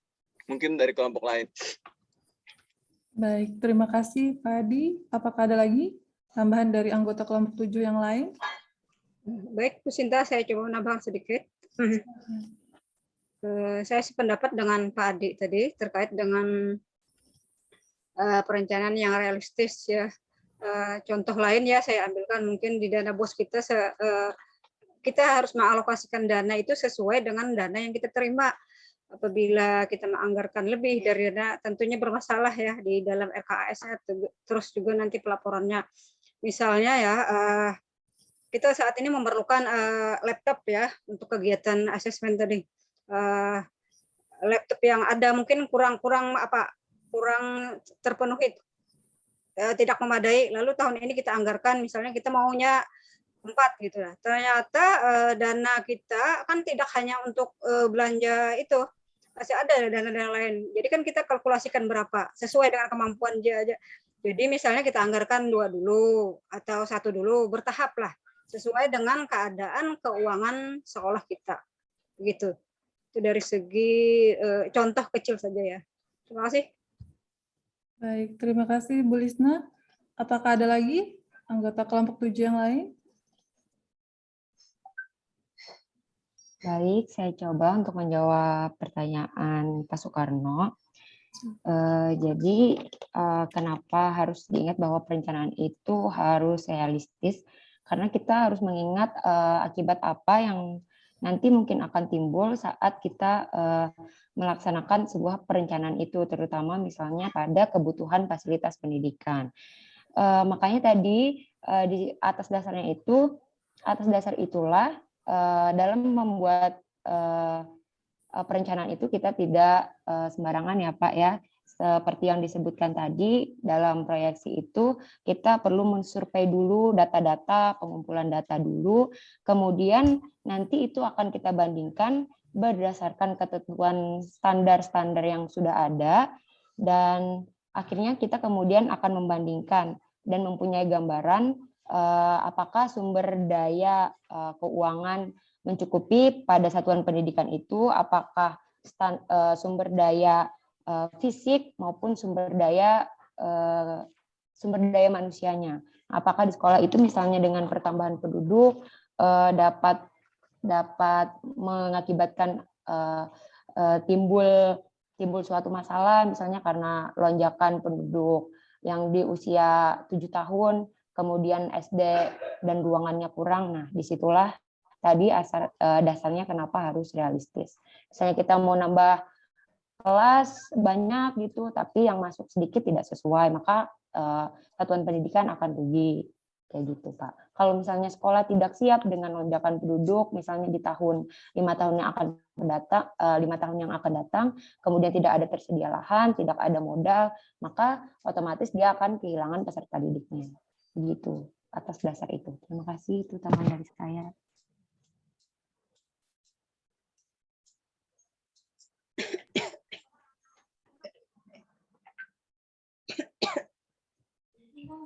Mohon izin Ibu Moderator menambahkan sedikit. Baik, Pak Karno tadi yang ulun tangkap, beliau mengatakan apakah suatu perencanaan yang baik adalah realistis itu ada landasannya, begitu Pak ya. Jadi memang Pak, kita dalam membuat sebuah perencanaan itu memang harus ada landasannya. Seperti misalkan penyusunan sebuah rencana di sekolah atau anggaran itu kan memang ada juknisnya. Kemudian dari masing-masing daerah pun memang sudah ada sebuah aturan yang menjadi landasan yang digunakan sebagai dasar bagi sebuah sekolah itu menyusun sebuah perencanaan. Begitu, Pak.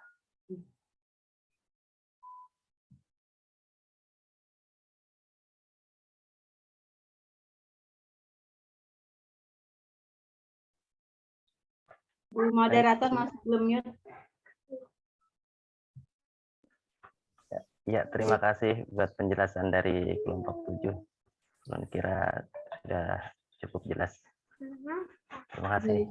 Terima kasih Bapak. Mohon izin Bapak Ibu, kita sudah di bagian kedua sesi tanya jawab. Saat ini waktu 14.57. Mohon izin, mohon arahannya Bapak dosen, apakah kita lanjutkan ke bagian 3 untuk tanya jawab? Ataukah beralih ke refleksi dari Bapak? Cukup barangkali ya. Baik. Cukup barangkali. Baik, demikian tadi Bapak Ibu sesi paparan dan tanya jawab dari kelompok 7. Selanjutnya akan kita dengarkan bersama refleksi dan penguatan dari Bapak dosen pengampu. Kepada Bapak dipersilahkan. Bisa nggak ditutup anunya tadi? Saya ini udah jadi co-host ya. Mau menayangkan sesuatu. Bisa langsung share, Pak. Iya, saya. Ya, sudah. Silakan Bapak. Sudah jadi co-host, Pak. Sudah bisa share screen juga.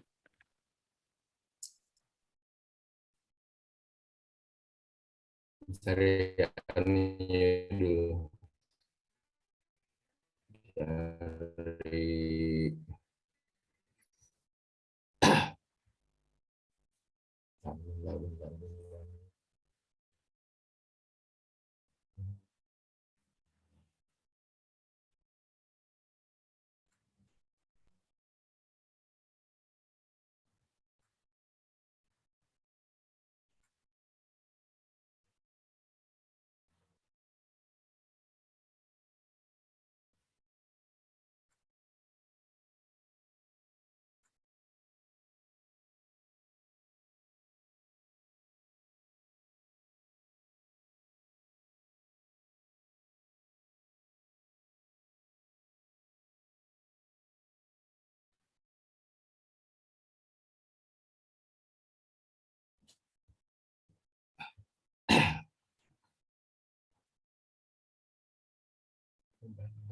gimana nih?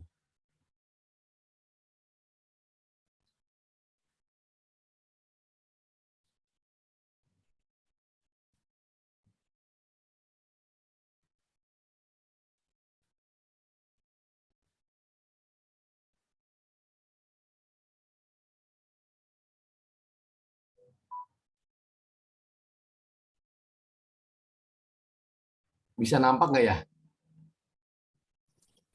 Belum tampak, Bapak. Tampak, Bapak. Belum ya? Belum terlihat. Gimana tadi ya? PPT-nya belum tampak.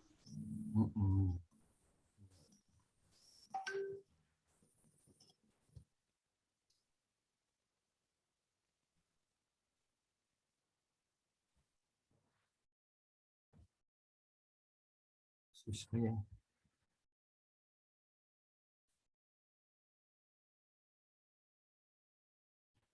Oke. Biar nanti saya share aja bahannya ya. Saya akan menjelaskan aja dulu. Tapi nggak seru ini kalau nggak pakai itu ya. Nggak pakai. Saya coba sekali lagi ya. Nggak seru ini. Nggak pakai itu. Coba sekali lagi. Baik. Atau mohon izin jika berkenan kami bantu share, Bapak. Iya. Ini memunculkan anunya, memunculkan apa filenya ini. Bisa Bapak kirim di grup mungkin dari teman-teman. Bisa ada yang bantu nanti, Pak. Oh, kalau dikirim di grup saya harus keluar dari ya, harus keluar dulu. Atau Bapak coba lagi, maaf Pak, siapa tahu Coba sekali lagi ya.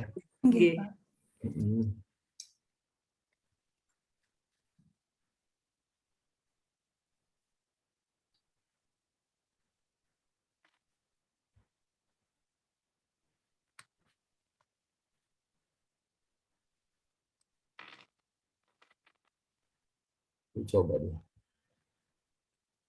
Ini kayak ini nih. Bisa? Masih, ya udah tampak Bapak. Nah, sudah tampak. Bapak. Bisa ya? Alhamdulillah sudah Sudah Bapak. terlihat Bapak. Oke, sudah Alhamdulillah. terlihat.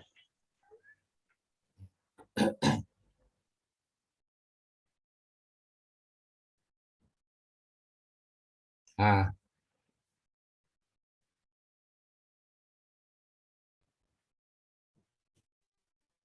baik, hari ini kita belajar mengenai proyeksi ya. Proyeksi. Di proyeksi itu sebenarnya bagian dari forecasting.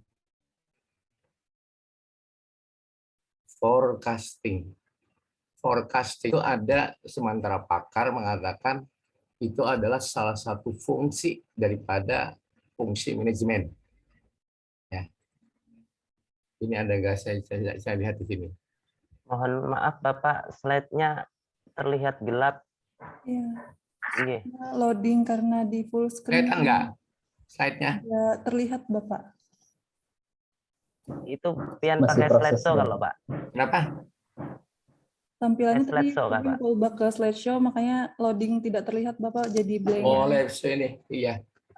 Kita perkecil ya. Nggih, nggih. Ya. Jadi nggak terlihat. Bisa ya? Nah, ya bisa Bapak. Ini tadi ya. Kita lihat dulu ini forecasting ya, salah satu fungsi dari manajemen Orwek dengan Harsono. Terus lihat sini, forecasting itu ada 3 bentuk. Ini forecastingnya ada 3 bentuk, yaitu yang pertama proyeksi yang tadi ya, yang kita ajarin tadi.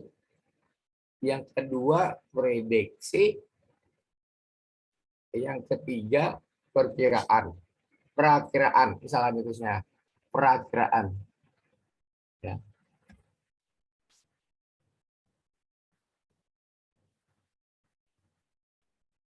Mohon maaf ya, suara saya ini serak karena dalam kondisi batuk ini. Oke Pak, jelas saja Pak. Sekarang kita lihat kecil banget ini proyeksi. Ya. Itu yang tadi kita pelajari. Proyeksi itu adalah ramalan didasarkan pada ekstrapolasi data yang berlebih ya. Atas kecenderungan datanya itu ada data masa lalu, data sekarang diolah, diproyeksikan menjadi data akan datang. Ini proyeksi. Ya. Kalau prediksi ya itu ramalan didasarkan atas asumsi teoritis ya. Asumsi teoritis.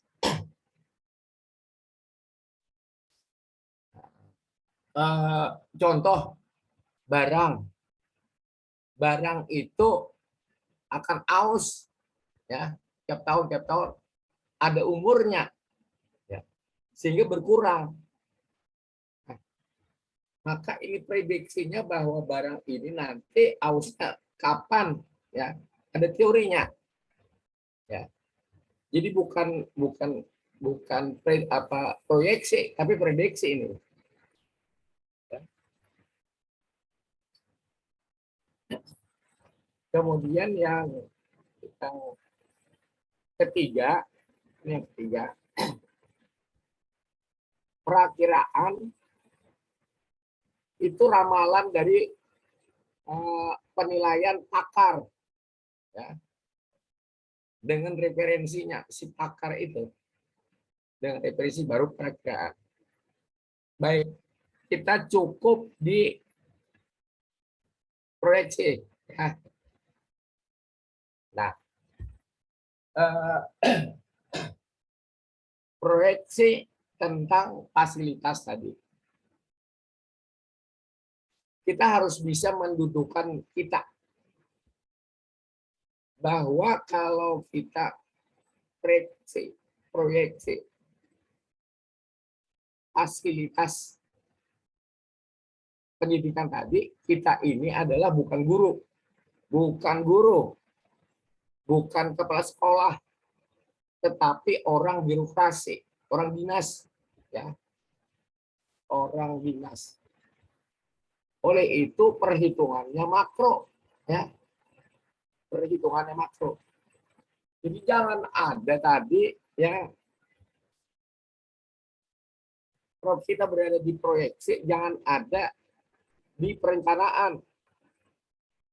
Karena proyeksi ini adalah sebelum melakukan perencanaan. Proyeksi didapatkan, hasilnya baru nanti berdasarkan proyeksi ini tadi, baru disusun perencanaan.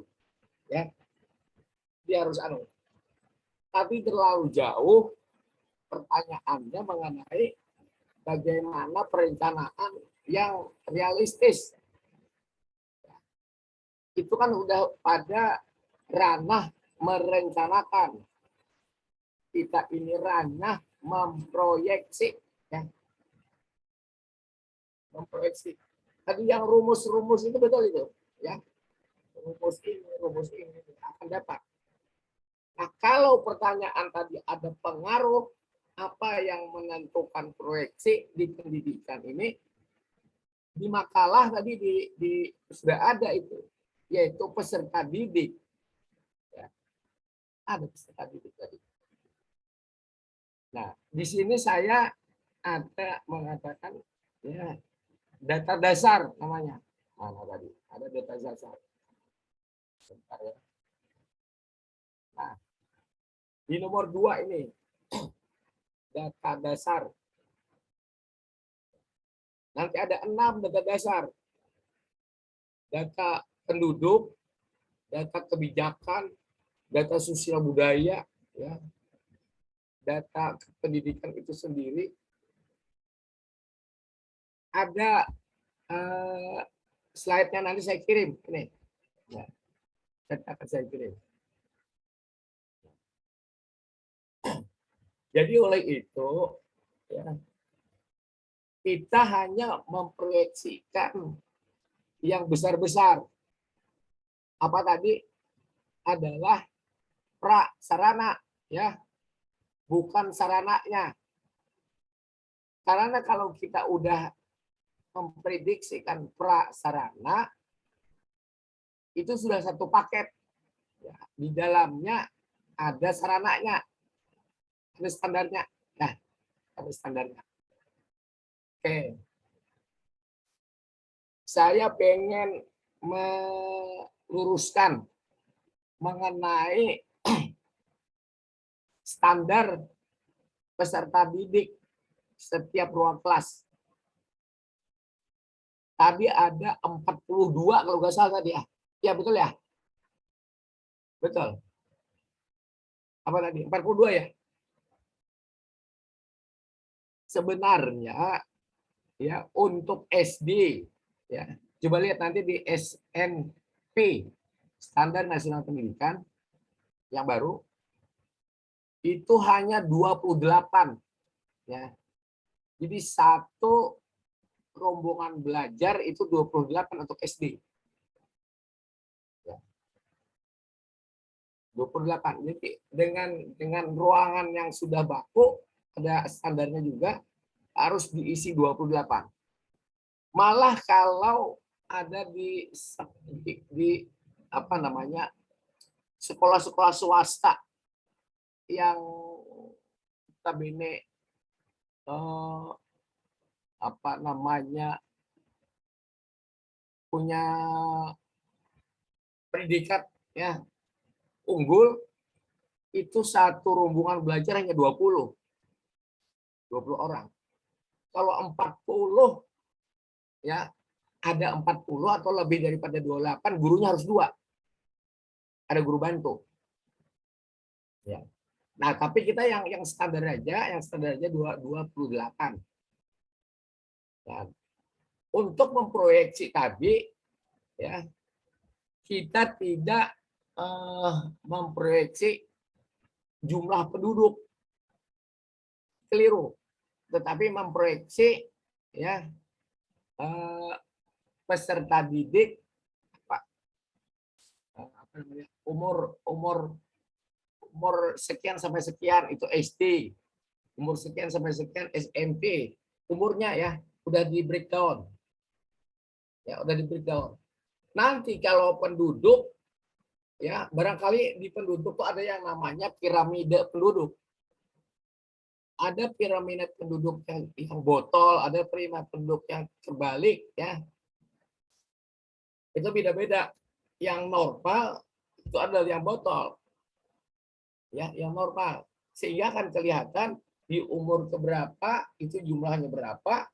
Nanti akan bisa diproyeksikan dengan mengawinkan berapa jumlah sekolah OSB ya, atau berapa jumlah ruang kelas yang diperlukan, berapa tambahan dan sebagainya. Ya. Jangan terlalu besar kalau penduduknya, jangan, nanti salah. Ya, penduduk yang besar itu barangkali karena KB-nya berhasil, maka anak usia sekolahnya sedikit. Ya, oke, saya kira itu. Itu yang dapat saya sampaikan. Ini nanti akan saya share. Silahkan kalau ada yang ditanya, tanya aja. Ya mumpung ada waktu ke saya. Yang mana? Ditanya aja. Ada nggak? Silakan ditanya aja supaya ada. Jadi kita bicarakan ini asesmen kebutuhan ini sebelum kita merencanakan ya. Jadi kita belum lagi merencanakan. Nah, tetapi ada pakar yang mengatakan bahwa yang namanya asesmen ini masuk di dalam perencanaan. Tetapi masuknya di proses. Prosesnya itu di awal-awal. Ya. Belum lagi kita menetapkan alternatif belum. Ya. Di awal-awal hanya bicara data. Ya, bicara data. Silakan. Hari ini ada 3 yang saya share ini, ya, sehingga Anda tahu apa itu kebutuhan, ya. Anda tahu proyeksi, Anda tahu data dasar. Nanti saya share ini. Ayo, silakan ditanya aja.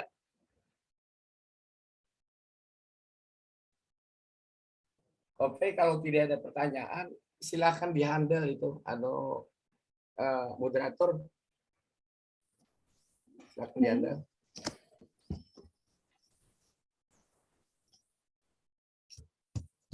Baik. Silakan di-handle moderator. Siap. Terima kasih Bapak. Sekali lagi dari teman-teman sekalian diberikan kesempatan untuk bertanya langsung kepada dosen pembimbing kita. Apakah ada yang ingin ditanyakan terkait materi hari ini? Sekali lagi kami persilahkan. Nanya Bu Sinta. Pak Ketut. Saya nanya ya Pak.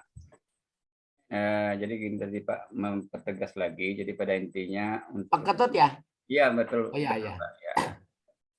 Jadi untuk proyeksi data dasarnya untuk menghitung kebutuhan tadi itu apa tuh Pak? Anunya mohon dipertegas lagi Pak. Terima kasih. Apa tadi anunya? Untuk melakukan proyeksi. Kurang jelas. Untuk melakukan proyeksi fasilitas pendidikan, data dasarnya itu apa aja Pak? Oh iya. Data dasarnya sebentar saya supaya anak saya cari ya.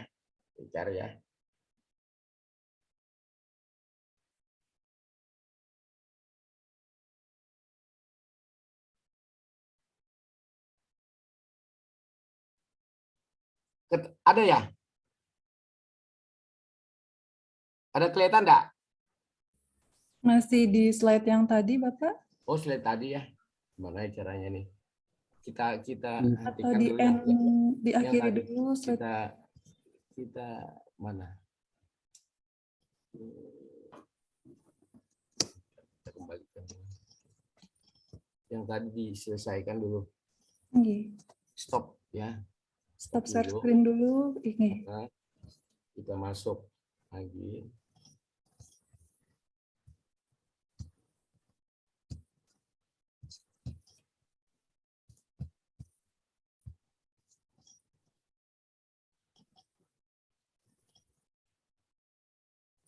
Udah bisa? Sudah terlihat, Bapak.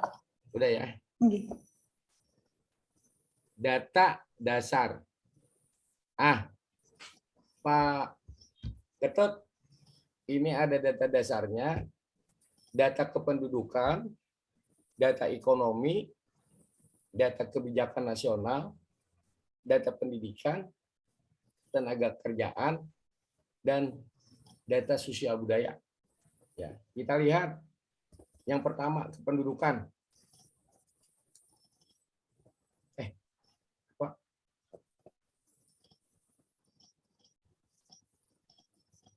Kependudukan. Kenapa pindah?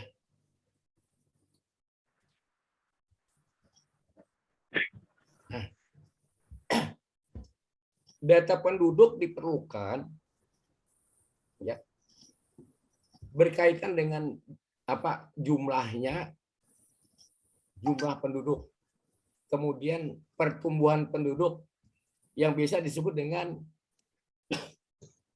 population growth ya, population growth, persebaran penduduk ya, population distribution. Ya.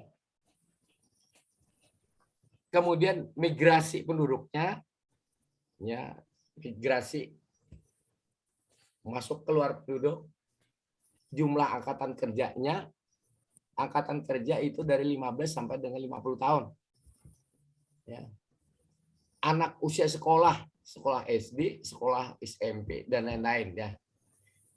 Diperlukan data kependudukan ini untuk menentukan cakupan populasi yang perlu mendapatkan kesempatan pendidikan. Jadi populasi berapa ya yang perlu mendapatkan layanan sehingga tidak ada lagi yang tidak terlayani. Istilah kita itu adalah sekolah itu mendekatkan ke masyarakat, bukan masyarakat yang mendekati sekolah, tetapi sekolah mendekati masyarakat. Salah satu pilar yaitu adalah perluasan akses pendidikan, namanya perluasan akses. Jadi kita kalau ada anak usia sekolah, karena sudah ada wajib belajar, akan melanggar hukum pemerintah kalau tidak menyediakan fasilitas belajar.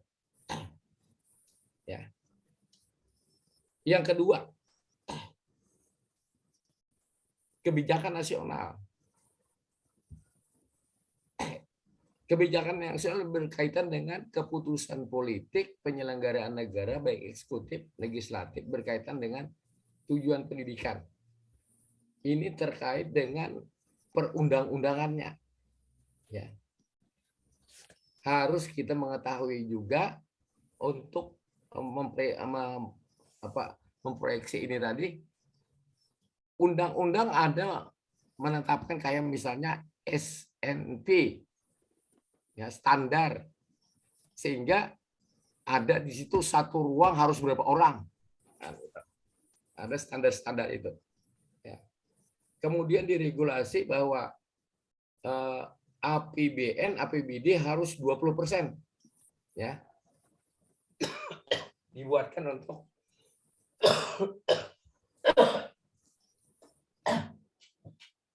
pendidikan.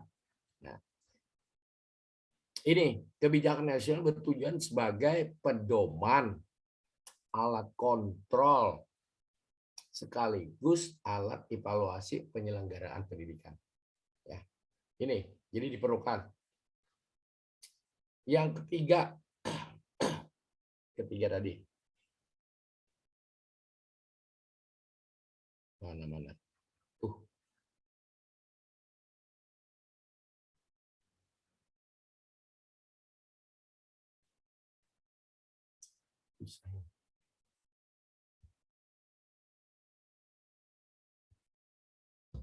Data pendidikan.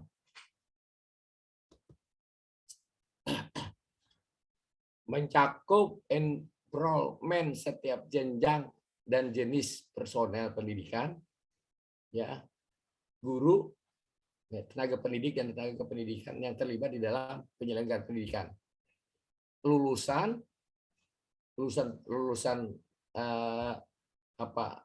sekolah dari pendidikan dasar sampai ke pendidikan menengah, angka drop out-nya, angka perpindahannya, kenaikan kurikulum, fasilitas, ya, ada angka partisipasi kasar, angka partisipasi murni dan sebagainya. Ya.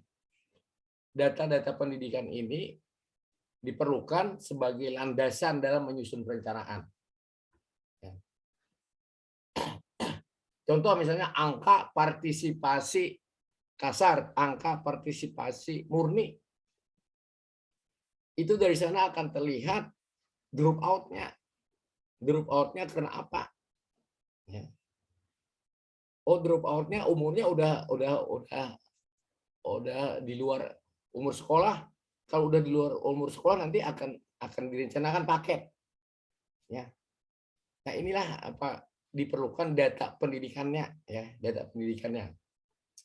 Terus lagi aduh.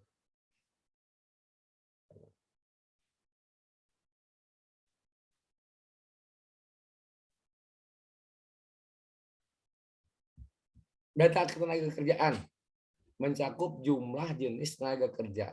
Ini untuk length and match ya. Length and match. Mengetahui data-data tenaga kerjaan, peluang-peluang apa sehingga sekolah bisa menyesuaikan dengan peluang itu. Jangan sampai nanti tamatan sekolah akan menganggur. Ya. Sekarang kan tidak length, tidak match. Ya. Lapangan kerja banyak, kenapa pengangguran banyak? Ternyata lulusan itu tidak cocok ya dengan lapangan kerja yang tersedia. Nah, jadi perlu link and match. Jadi menyusun perencanaan pendidikan harus melihat data ketenaga kerjaan ini. Data sosial budaya seperti masyarakat, nilai-nilai masyarakat, agama, adat, strata sosial, lembaga sosial, dan lain-lain. Karena apa? Ada salah satu permasalahan di dalam pendidikan itu yang namanya sosial budaya, ya, sosial budaya atau budayanya, sehingga anak ada kecenderungan keluar dari sekolah. Contoh misalnya dulu ya, perempuan tidak usah tinggi-tinggi sekolah karena nantinya ke dapur. Ada budaya ya, kawin muda budaya. Ya, itu kan diperhitungkan itu. Ya. Ada lagi sekolah kenapa sekolah SMA yang laku, SMK tidak laku. Ya. Padahal kita mendorong SMK harus 60%, SMA harus 40%. Sekarang SMA 60, SMK 40. Akhirnya pengangguran banyak. Karena SMA dicetak untuk kuliah. Bangku kuliah tidak tersedia. Sehingga mau kuliah nggak bisa, mau bekerja nggak bisa. Nah, jadi data-data begini, ya. Jadi ada 6 data di data dasar untuk proyeksi ini diperlukan di sini. Gitu ya, Pak Ketut ya? Ya Pak. Ini ya, suara saya ini hampir hilang ini. Baik, terima kasih banyak Bapak Ya. sebelumnya. Mohon izin waktu sudah menunjukkan pukul 15.26. Mohon Oh izin. ya, boleh diakhiri. Ini nanti akan saya share di grup ya. Siap, terima kasih banyak Bapak. Saya kira itu dari saya dulu. Ya, mohon maaf saya suara masih kurang nih. Mudah-mudahan minggu depan bisa boleh. Amin. Saya sudahi. Assalamualaikum warahmatullahi wabarakatuh. Waalaikumsalam warahmatullahi wabarakatuh. Terima kasih Pak. Terima kasih Bapak. Terima kasih Bapak. kasih Bapak. Sama-sama.